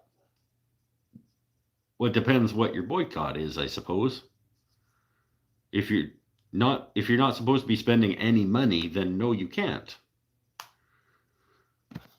But if you're not spending money with retailers above a certain size or something like that, then sure, you can. Because I am a this many employees.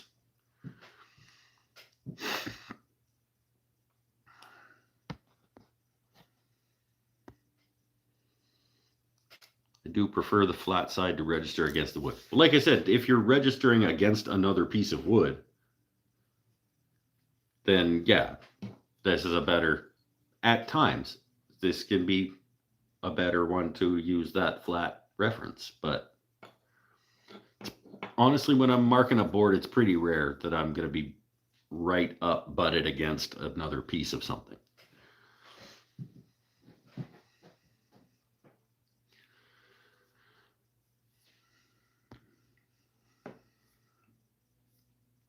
Biggest selling tools are lathe tools made out of giant Allen keys. The last plane I made was the one I sent you. Still have yet to actually like put it into practice, but it's sexy. This is a Paul Waldrop white oak shoulder plane. This is an elegant escapement. This is a very, very nice, elegant escapement in this.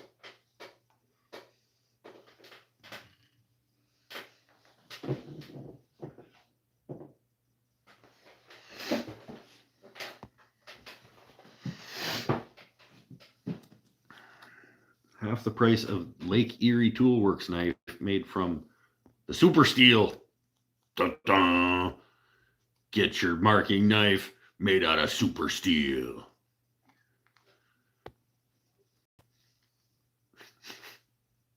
The fuck is that? Well, you need super steel in a marking knife. That doesn't even, like, you just use any random piece of metal and sharpen it, and it'll be a perfectly good marking knife.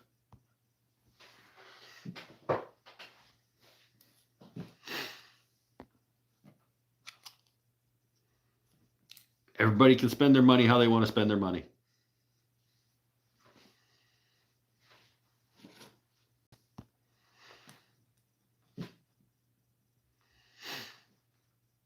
Did I have that cigarette that I thought that I was gonna, that I said that I wanted to have? I don't think I did. Maybe I did. I don't know. I feel like I still want one. I think I did. I'm under nicotined. Under caffeined, under nicotined. It's a little late to be crushing a bunch of caffeine, but no Black Friday. Here's the list. No Black Friday, no big corps, which helps with not spending money. You're not exactly local to me. It's true. So you're trying to, like, local, no big corporations, and local? I'm not local. The post office is local.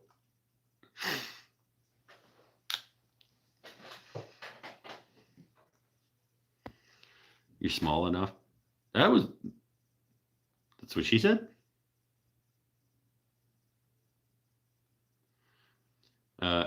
Cadets are carbide of money grad.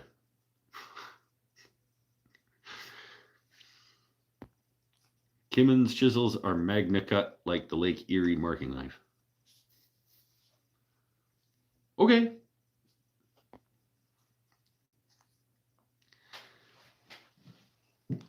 This is nice, Paul. Very sleek. That plane, yeah. I'm looking forward to seeing if it cuts okay. Next time I need a shoulder plane.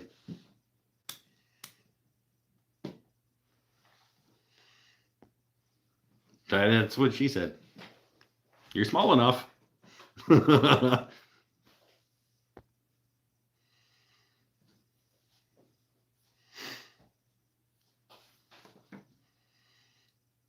Two women often say you're small enough.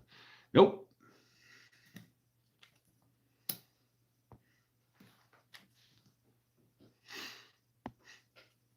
But just leave that there.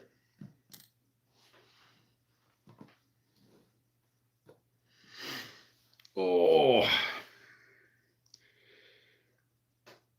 You are the sneakiest smoker, so I can never tell. I feel like I didn't. But I remember closing the garage door. But I don't remember if that was the first one. I feel like it's my show and I can smoke if I want also. Like, it doesn't really interrupt the show that much.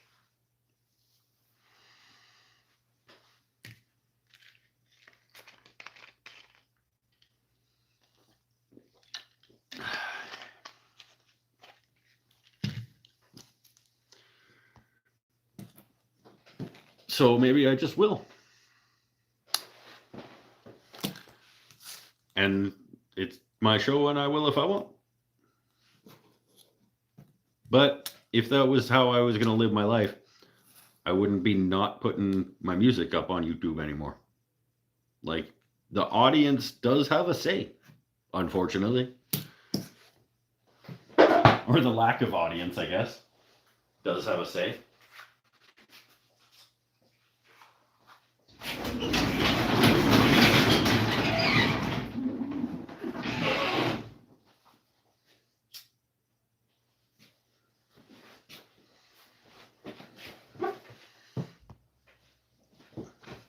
You guys remember when I made this in a couple of days between Christmas and New Year's last year? And it still doesn't have finish on it. And it still isn't decorated how it's supposed to be. I want to do a wood burning collage thing on it. I don't know when any of this is going to happen. Did learn something last week. Now that my lathe is on a stand and at a relatively correct height, turning was definitely different. Yeah. Were you too high or too low before? Used to keep the turning level around chest high. That's too high.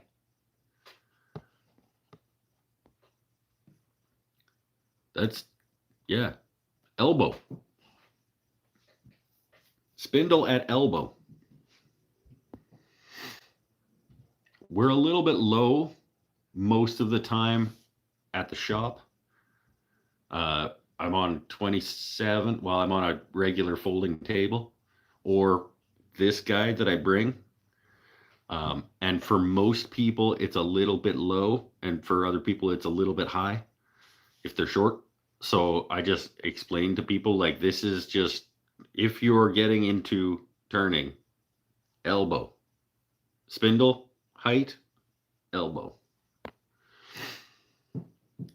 But I mean, you get used to wherever you put it. And as long as it's not going to physically, the problem with having it at the wrong height is if you're doing this, like if you're like this for extended periods of time, like it's doing bad things to you.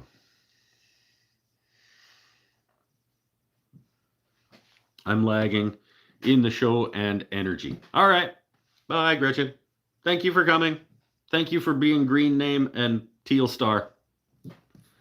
Which, by the way, for those of you who don't know, means that she is a channel member, which means that she financially contributes. Not unlike the people at patreon.com/wooden things and stuff.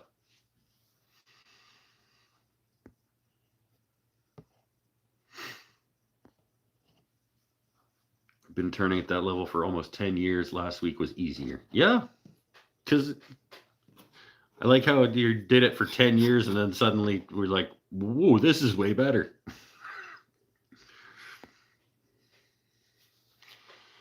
You want to be able to get the handle by your hip. That's a good stance. It with a gouge, right?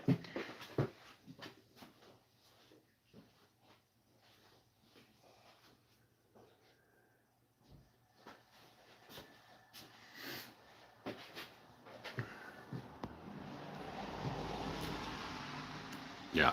Right hand on hip at base of chisel, at base of gouge, angled up into bowl or whatever. That's a good stance. I got lucky with bench height. My lathe got plunked on. That's handy when it just happens to work out. Low enough for comfort, but high enough to see what I'm doing. Yep.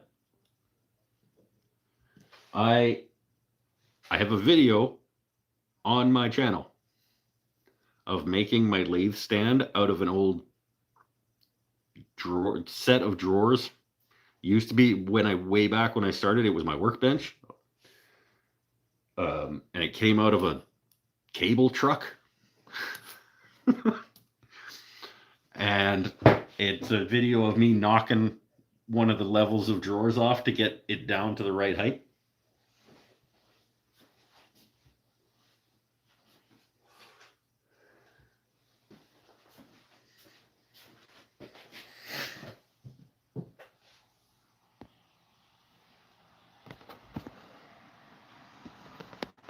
Can always experiment by adding blocks under the lathe feet.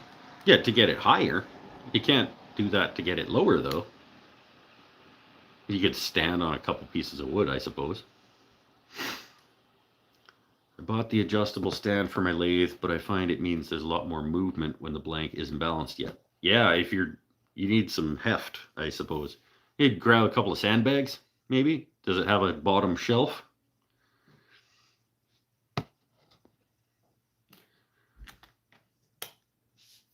Gonna have to build a solid stand. Well, that's even better. Actually make something, Sean. Get off your damn motorcycle and get into the shop.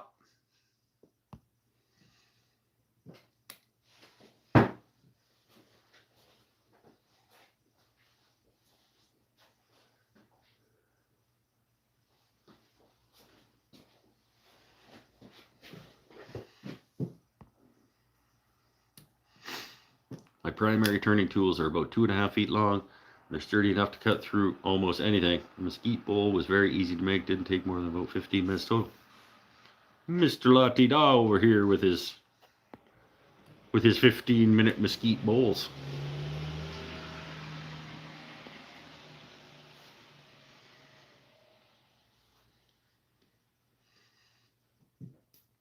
Oh, that's funny. It glitched right as I was telling Sean to get in the shop.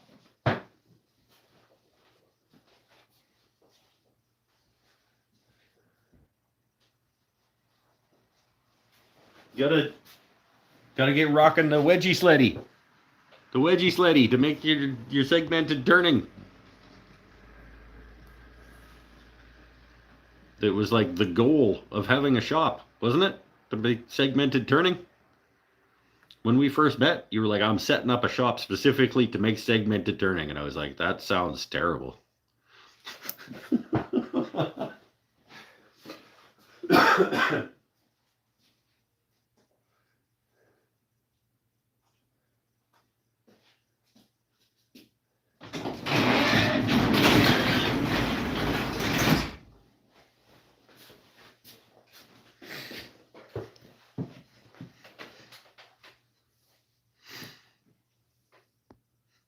It was, yes. Yeah. But now he lives on Vancouver Island and he can ride his motorcycle whenever he wants. So he's never doing woodworking ever again. One of my current fascinations is furniture that appears stacked. Campaign furniture is mobile and stacked. But I mean more like a tall dresser that has another set of dressers like highboys.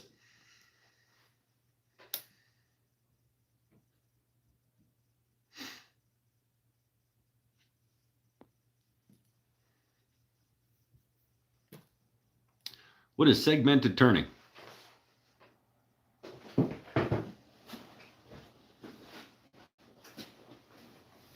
Bear with. Oh, where is it? Oh, it's up there.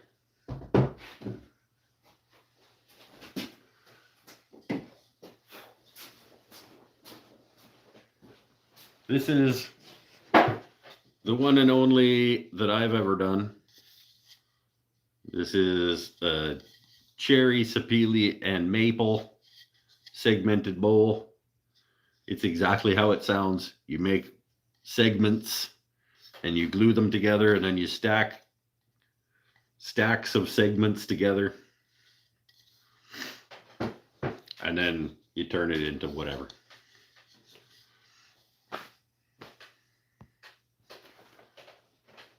Cheesy Wheezy's here. I'm okay. A little bit of back pain, a little bit of sinus pressure, a little bit of, keep putting one foot in front of the other. Move in a direction.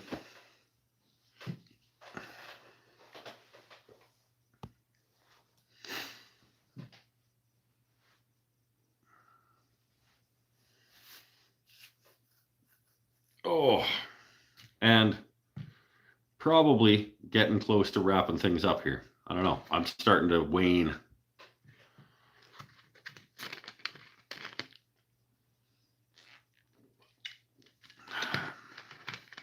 A little bit mid-century. Boo. That was mean. Mixed with shaker simplicity. Less boring and easier than making a huge dresser. 6 feet tall, small kicker, around 5 inches, 8 drawers high. Send me a pic.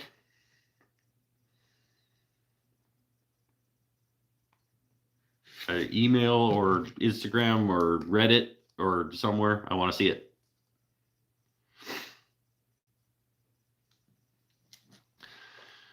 Paul's got to go also. All right. Later, my friend. We'll talk soon.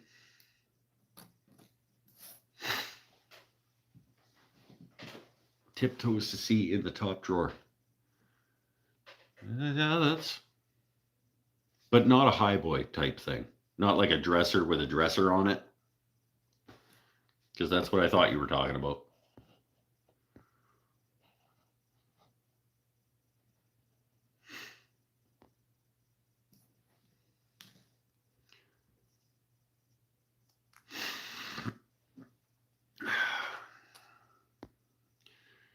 Will I get the MP3? I know after the guitar. Yeah, when I feel like it is the answer.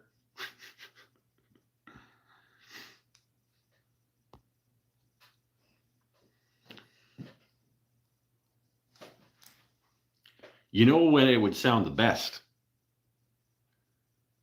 It would probably sound the best when I'm at jam, when I'm at the jam night and I got the microphone and I do it through the amps. That would be a good recording of it. Maybe I'll do it one night when I'm there. Be like, okay, look, Cheesy Wheezy needs a blah, blah, blah, blah, blah, and we'll record it. Yes, but not the fancy style with bow front. Oh, okay. So like a shaker high boy?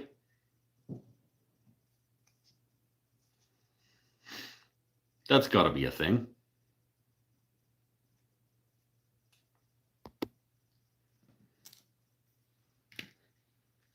With the, you don't want the bonnet and the... I'm not a big either. Like I appreciate like sort of Queen Anne and Chippendale and that type of furniture, period stuff. I appreciate it for its what it is. But I wouldn't want one. I would, if I made one, I would be proud of it and I would use it. But I don't think I ever will. It's not one of those like I've always wanted one and a bucket list type thing for me. They're pretty though, and it would be a fun challenge.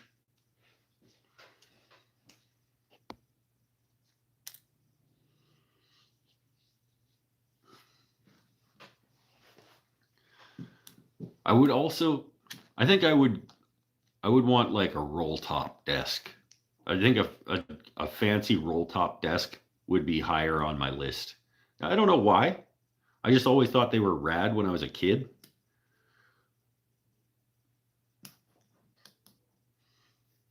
Maybe that's a cool project to put on the list for at some point.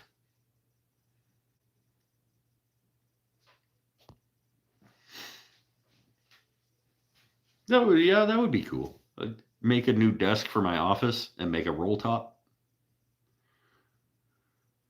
I don't know that it really has a place anymore though, because the roll top would have to be so big now with like big ass computers and stuff. Doesn't really make sense anymore.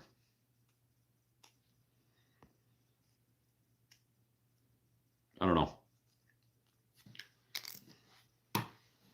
Anyway, I don't have a big long list of like bucket list kind of pieces of furniture.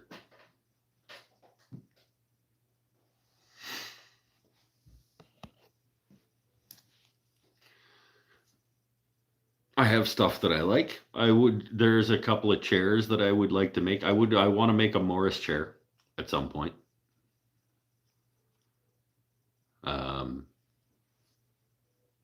I don't I think it would be fun to make a Malofian style rocking chair. I don't want a rocking chair. I don't.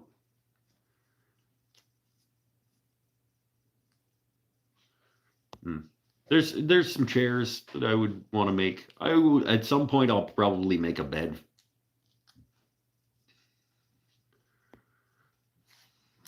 But yeah.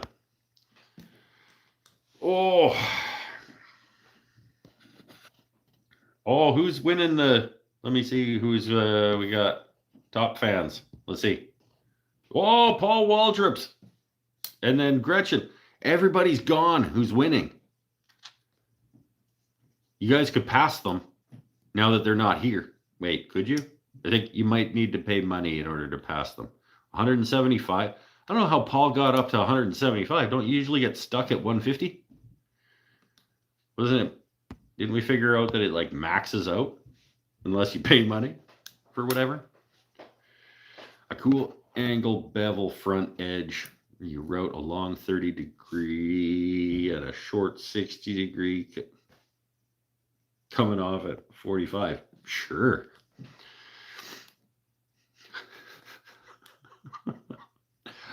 Just send me pics. Post it on the Mike's Wooden Things and Stuff Reddit.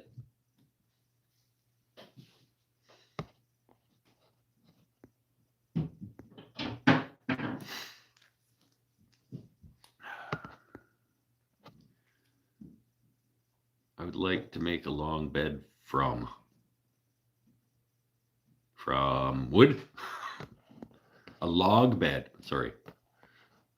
Someone's got to say it. That's what she said. I don't know. My friend got in trouble after drinking last Friday. Uh-oh. Got hit for a felony he did after. Jesus.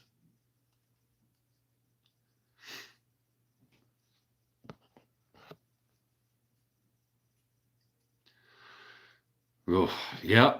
Booze gets people in trouble. Can get people in trouble. There's a cap somewhere. Maybe they adjusted it again. It was at 150. There was a 150 point cap until you pay money. And now, like, sometimes people all of a sudden they get a 175, and I don't know how.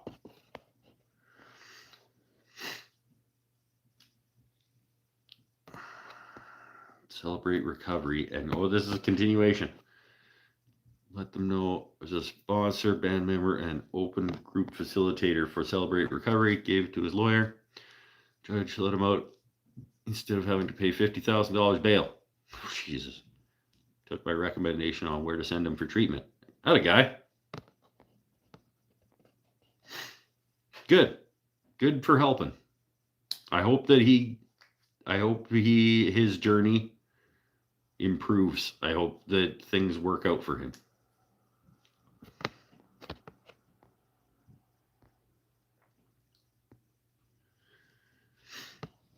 The scam, the points. Yeah, the points. I don't really get it. Like, why do you want the points anyway? Like, other than just being able to say, like, look at my points. You stopped at 125, Eric. You gotta be better at getting points, man.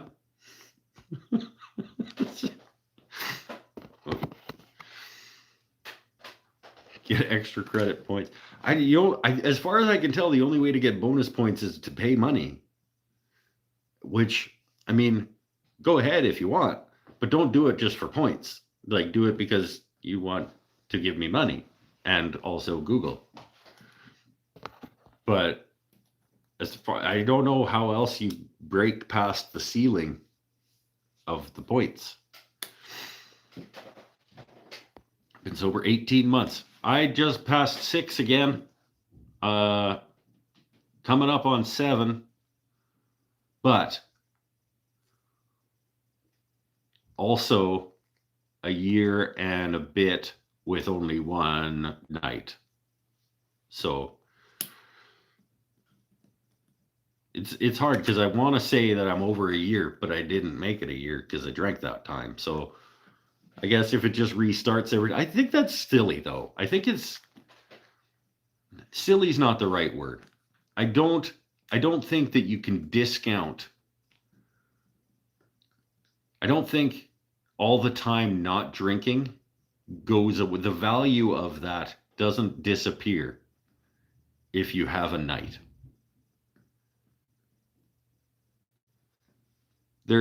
All of that time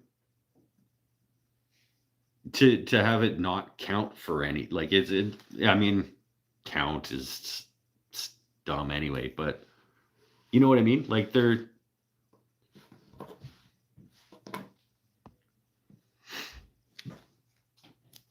maybe you have to get a few chat lines going. I don't know the points.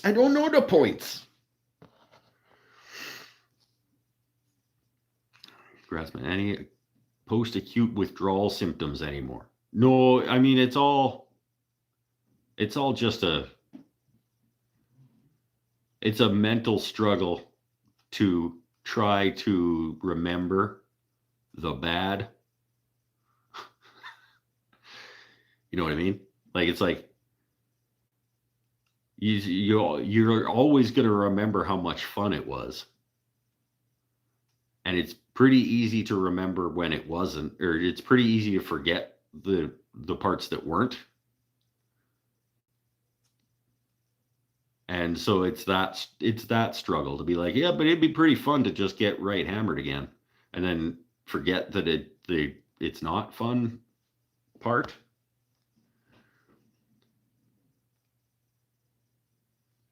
So it's that, and it's like, it's also there is a lot. Now, that's a bad way to say it. There's value in joy and in happiness. There's value in happiness, even if that happiness is fake. So because there's value in happiness, even if that happiness is fake, it's not a struggle. The internal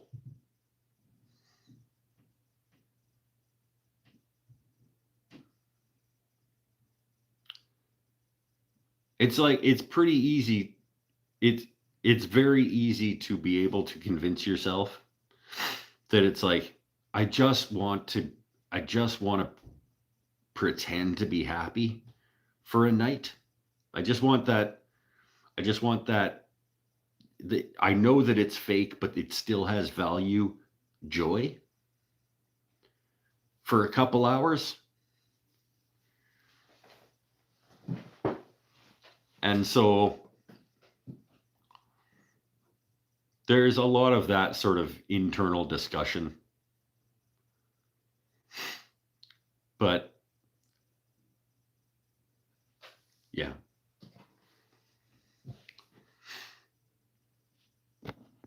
Like climbing a mountain and you're falling and busting your knee. Didn't roll down to the bottom of the mountain. just take longer to get to the summit. But what's the summit? And what do you do when you get there? Like,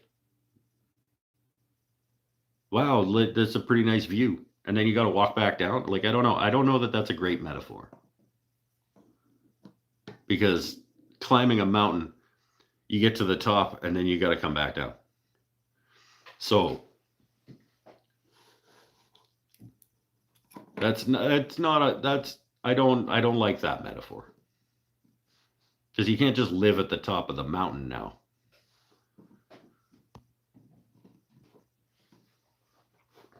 I guess you could, but you got to build a house. So you got to come back down and get wood. There's no wood up at the top of the mountain. It's above the tree line.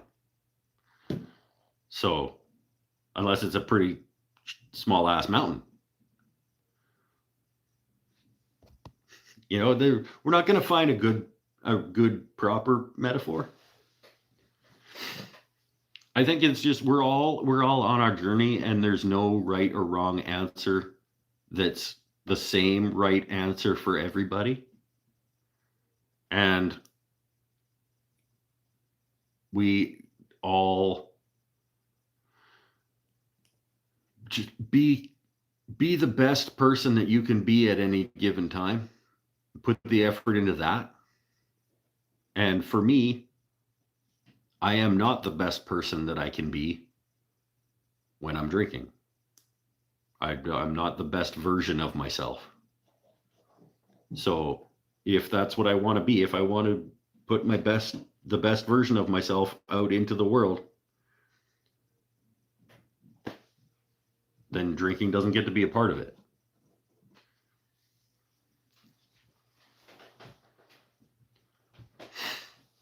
And I'm not gonna commit to a forever on anything. Like that's disingenuous to say I'm never going to do something again, or I'm never going to anything. I don't think, because you don't know. But try to be the best you could be at any given time.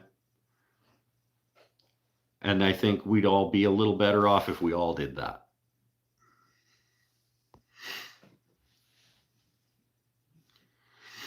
Ignorance is bliss and the mind is a jail. And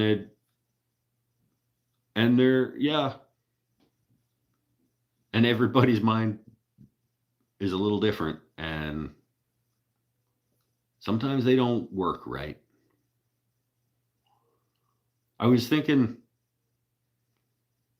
do I want to talk about it? Sure. We're talking about people's minds not working right, kind of. And we've talked before about how I have like mental health things. I don't know if this is normal. Maybe it's normal and everybody has random thoughts like this, or maybe it is like actually not healthy and it's not normal. But do you ever think about, it's not a suicidal thought, but it kind of is. I'm driving up the highway, driving down the highway, and I just randomly thought, like, there's a bridge coming up. Like, I could just turn the wheel and go over the thing, and then I wouldn't have to any of this anymore. And I wasn't thinking, it wasn't in a way that it was like I want to do that. It was just like an I could do that kind of thing.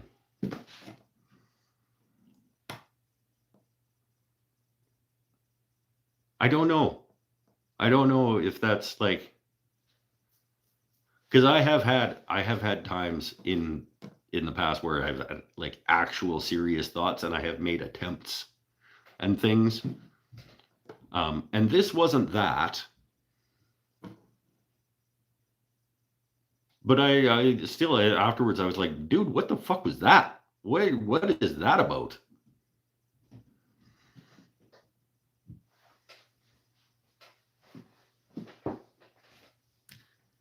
Why are you having those kind of?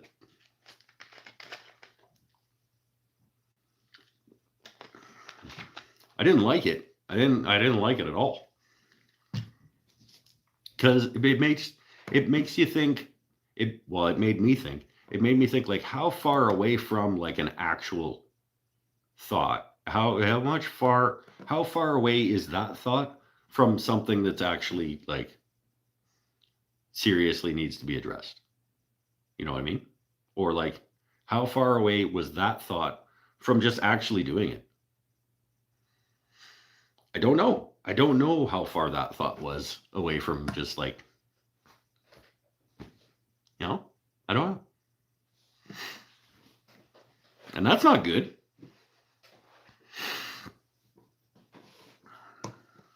I blame capitalism. Yeah, yeah, sure. That's a, I agree. Sounds normal to you? Maybe it is. Maybe everybody has those kinds of thoughts and we just don't talk about having those kinds of thoughts. Is that a, does everybody think those things?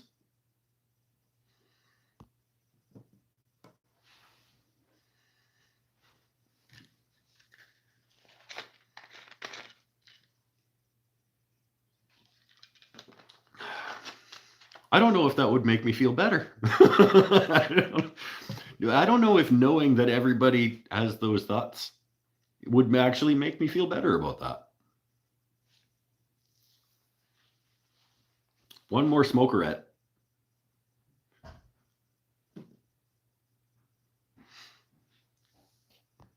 I think.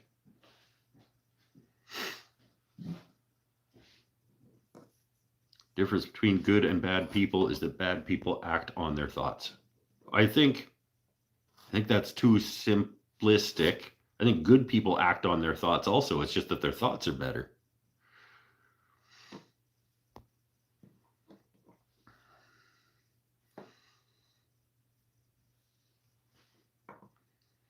I'm going to bed. All right. Later, Tom. What is normal? I don't know. This is there? See, that's the other question. Is there even normal? Is normal even a thing? Not really. I don't know that it is.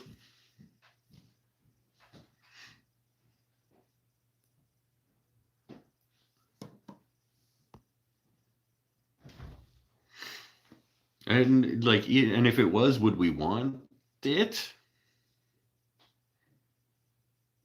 Probably not. Probably be boring.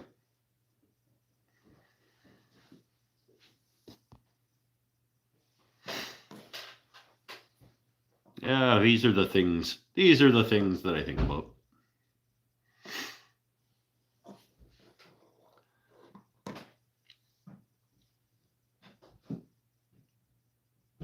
It's good to be happy with yourself.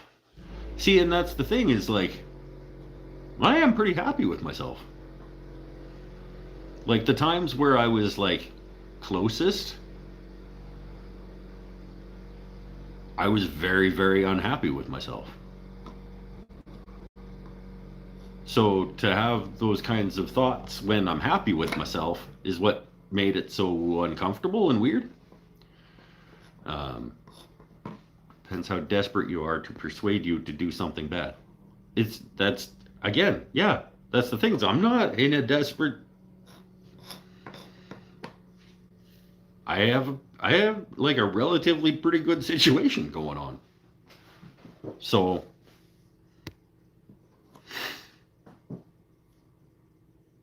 your ability to step back and be the observer and then reflect is better than being a slave to impulse. I try not to impulse anything beyond a couple dollar purchase at the shop when I'm in the lineup. It's like if I'm in a lineup someplace and I see a bag of chips that like yeah, okay, that's, but like I feel like I'm pretty self-aware and cognizant of being thoughtful.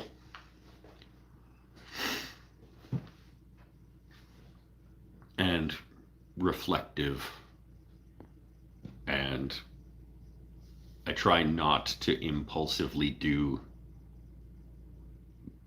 most things. Because I don't trust myself. I don't trust myself to get uh, to make good impulsive decisions. Let's just say that. Posted my weird dresser idea. Okay, good. I'll go look at it.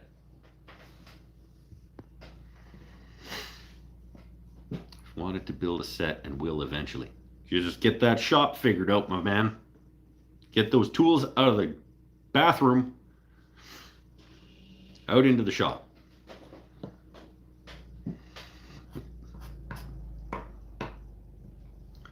Having mates and being able to talk is a great thing. That's part of it. I think the whole not knowing whether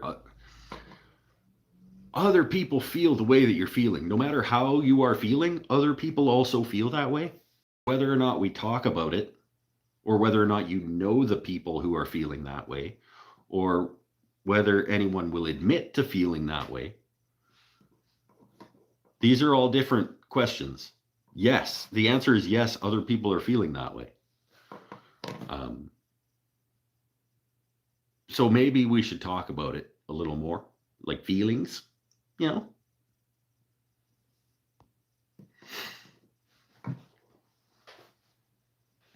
Instead of pretending like we're not feeling, or that we're feeling ways that we're not. It keeps flickering up here. Something keeps flickering. Oh, it's going back and forth between. Why would it do that? Why does it? It keeps going back and forth between how much money I'm making in Canadian dollars or in not Canadian dollars, probably American dollars, but it's $0. So I don't know why it's flickering back and forth between Canadian money and not Canadian money when it's still just zero. Like, why? It's catching me. It keeps doing it up here and it's pulling my eye and I don't like it.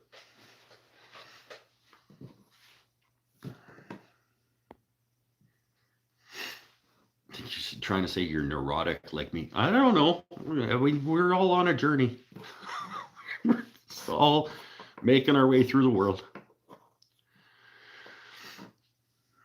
We have a great local group near me called Man Shed where blokes get together and work on projects and talk shit. There's one of those that just started up here in Campbell River not that long ago that I saw a post about, but it's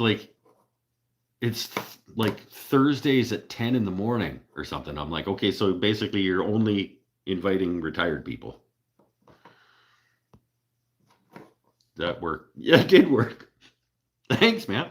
See, now it says, but I don't know that it's going to help with the flickering.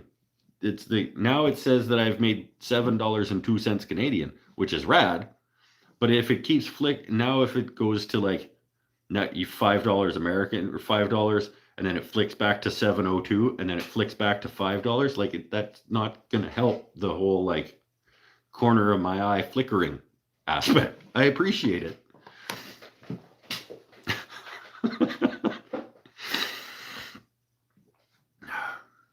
Can I give a thumb? Can I do it? Hey, I can give that a thumb. Look at that. Oh.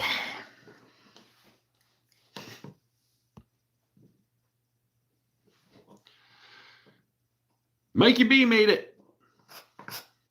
Right on.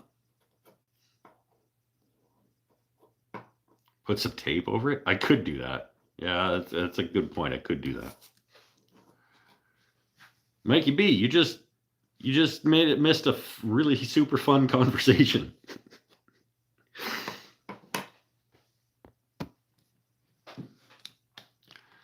Ours is open anytime you want. Yeah, but it's not like it might be an actual physical place that's open, but it's not like a meeting type sitch that is always. I guess you could just hang out with whoever else is there. That's good.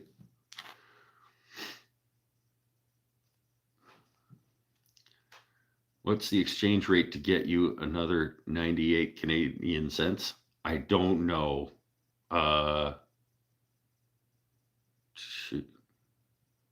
Like $1.30 30 would be, no wait, a dollar, 98 Canadian cents would be like 70 American cents? 75 American cents?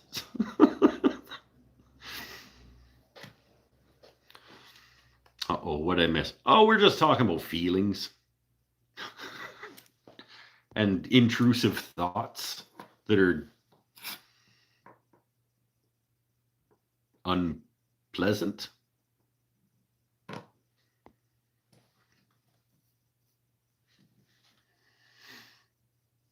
If you want coffee or a bed for the night. That's a cool place. I like that. That's a cool place. Like touching the bandsaw blade? No. Like, well, like intrusive thoughts. Like, well, I'll just use the example. I was asking if other people have random, like, they're not really suicide-y thoughts, but they kind of are. Like, I was driving down to Courtney, and I'm driving along the new highway, and there's one of the big bridges that you drive over is coming up, and just my stupid brain goes like, you could just turn and just off the thing. And it wasn't like I wasn't like I want to do that or I have to like keep myself from doing that or something like that. But it's just my brain just went like, had this visualization like you could do that, and then like everything would be done. And I was like, and I was like, why are you thinking those? Like, why? You know, and it was like, and I was just asking if that's like a normal thing that people think those things.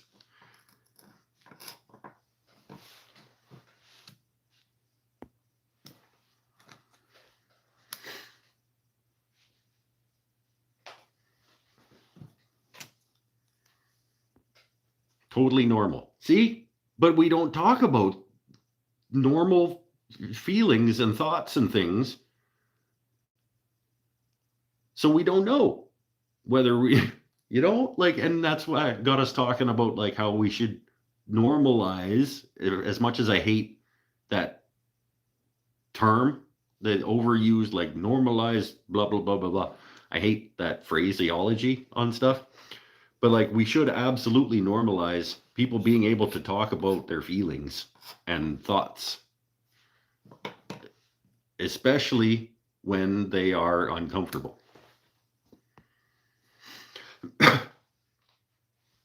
Smoke.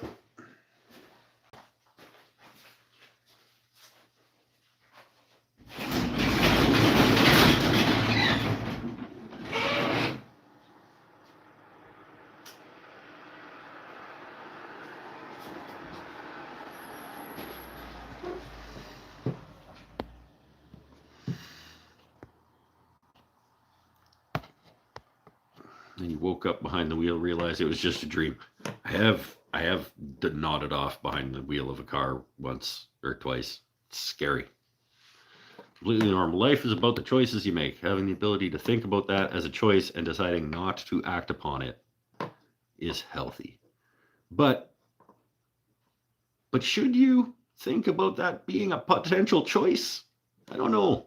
I don't know that the brain you should think like, well, that's an option. Like, I don't think that's a great. I don't know. I don't think that's great that your brain should think of that as being a choice that you're going to not make.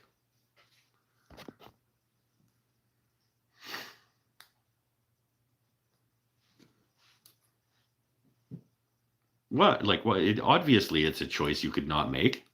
But why should you come up with that as being an option? Like, that's not a good thing.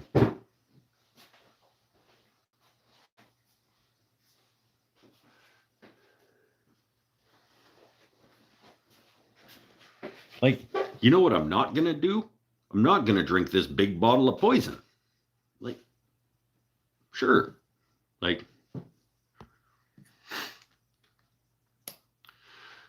We were not taught to because we have to be tough men. Women know how to talk about feelings. Well, yeah, part of it is the whole social, yeah, the just tuck it down deep and man up and whatever. It's all garbage.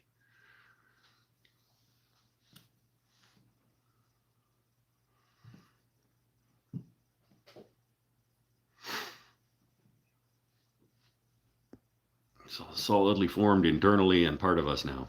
Yeah, we got to break that though. That's the thing. You could like,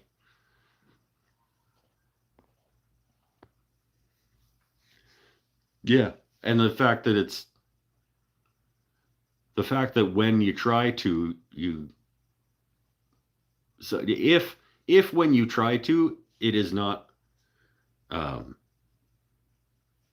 well, again, talking about the negative feedback, the negative feedback of putting my music on the internet, making me not want to do that. Not that it was negative. We've talked about it. It's not. It wasn't directly negative feedback, but it was absolutely not positive feedback.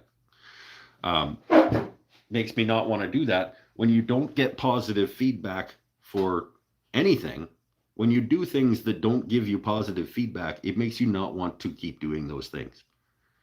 So when you talk about feelings and thoughts and emotions and stuff and don't get positive feedback for doing so, then you are less likely to continue to do that thing.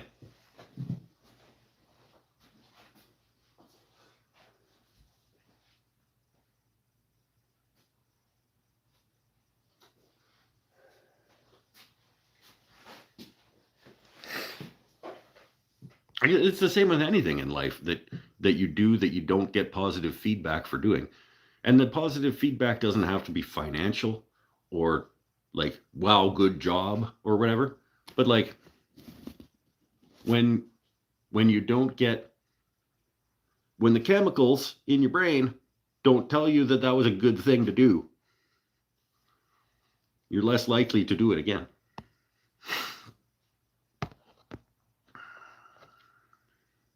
You hit 200 fan points? Yeah, but Electron paid money and therefore is winning.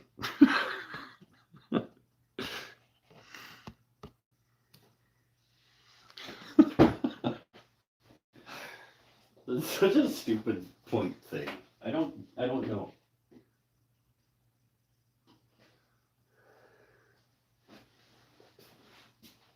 Remember when I first discovered the points thing and I was like, what the shit is this now? Top fan button and then people are getting points. Like,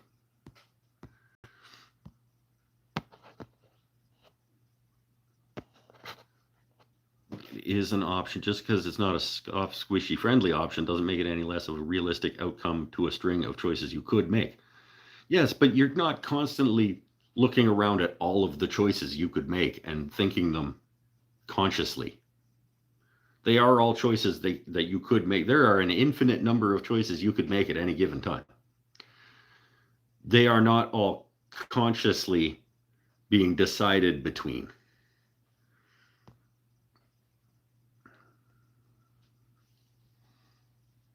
So for it to become a conscious thought as an option, I don't know, gives it some sort of potency or potential, I guess.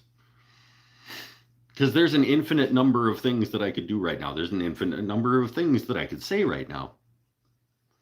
But until you're making a conscious decision to do or do not, the infinite nature of those decisions is whittled down to just the ones that you can think of at any given time.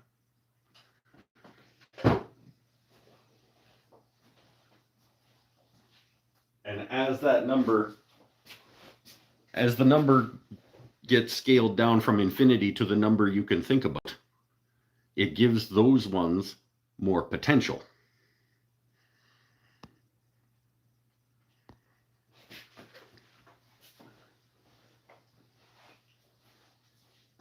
until eventually you pick one of them.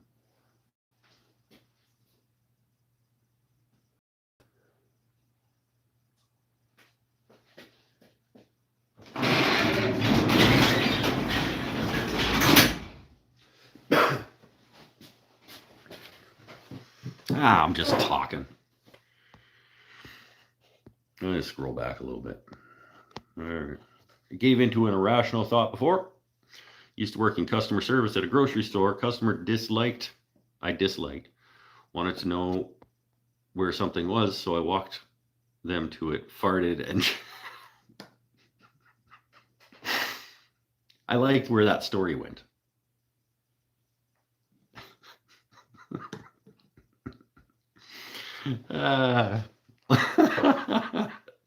That's I quite enjoyed that, actually.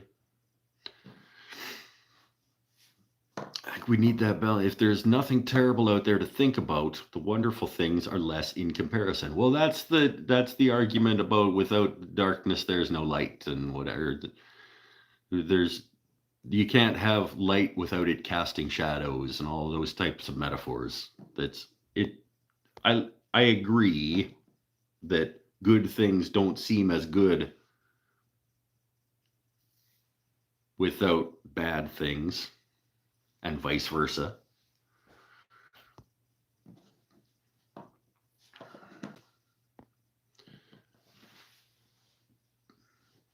But yeah, I don't know. Different problems younger generations contend with now. One issue's importance goes down as it's solved while new issues rise up. I mean, we're never going to find some kind of utopian situation where everything's great and wonderful all the time. It's like, yeah, there's always going to be issues.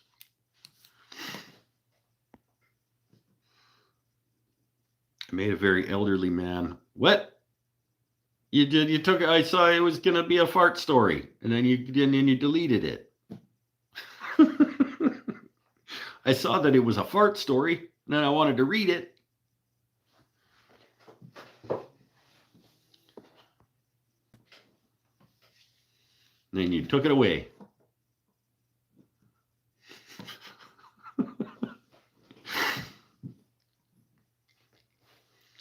Anyway, let's talk about more fun things like fart stories.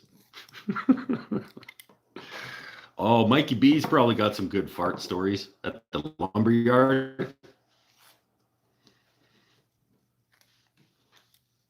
Maybe. I don't know. I try to be pretty courteous with my farts. And I'll go outside at the shop. Or go to somewhere in the shop where there isn't anybody and don't expect them for a while and stuff like that. I'm pretty courteous with my farts. Once in a while, though, you get to sneak one out, and then somebody walks into it.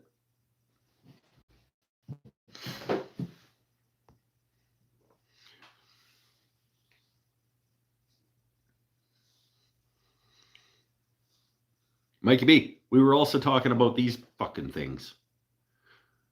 And how this would be a lot easier to use to quit smoking with if it would just work whenever, all the time. There's always something. It's either it runs out of power and you got to plug it in for a bit. I'm pretty good at plugging it in, but then I'm getting the stupid blinky blink blink blink that says that the pod is dead again, and so now I got to go buy these again. And it's just fucking work. Cigarettes, you pull it out, you light it on fire, it works. These things, there's always something.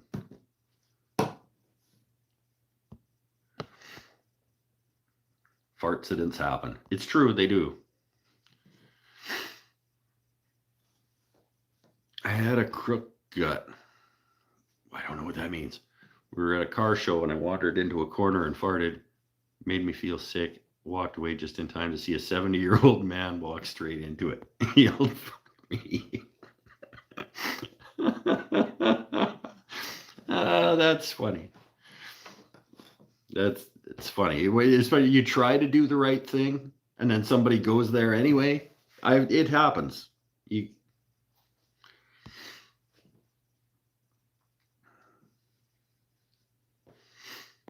I think I remember doing that in a grocery store one time. I was like all by myself in the aisle, and then and then I walked around to the next aisle, and then I heard somebody in that aisle. Oh my God, what is that?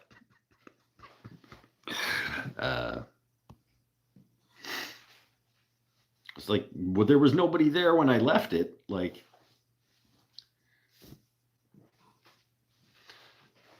okay, let's wrap it up. This is a good place to end. We went in a lot of cool directions today. That was a good talk. That was a good talk. Let's call it at 2 hours and 46 minutes. Ish. Okay? Everybody cool? Everybody smooth? Can we wrap this up? We'll see you next week. Is a yes, potentially another midweek show this week to do some guitar work, depending on how things go. Tomorrow, like I said, hoping to do the back plates. And some shaping.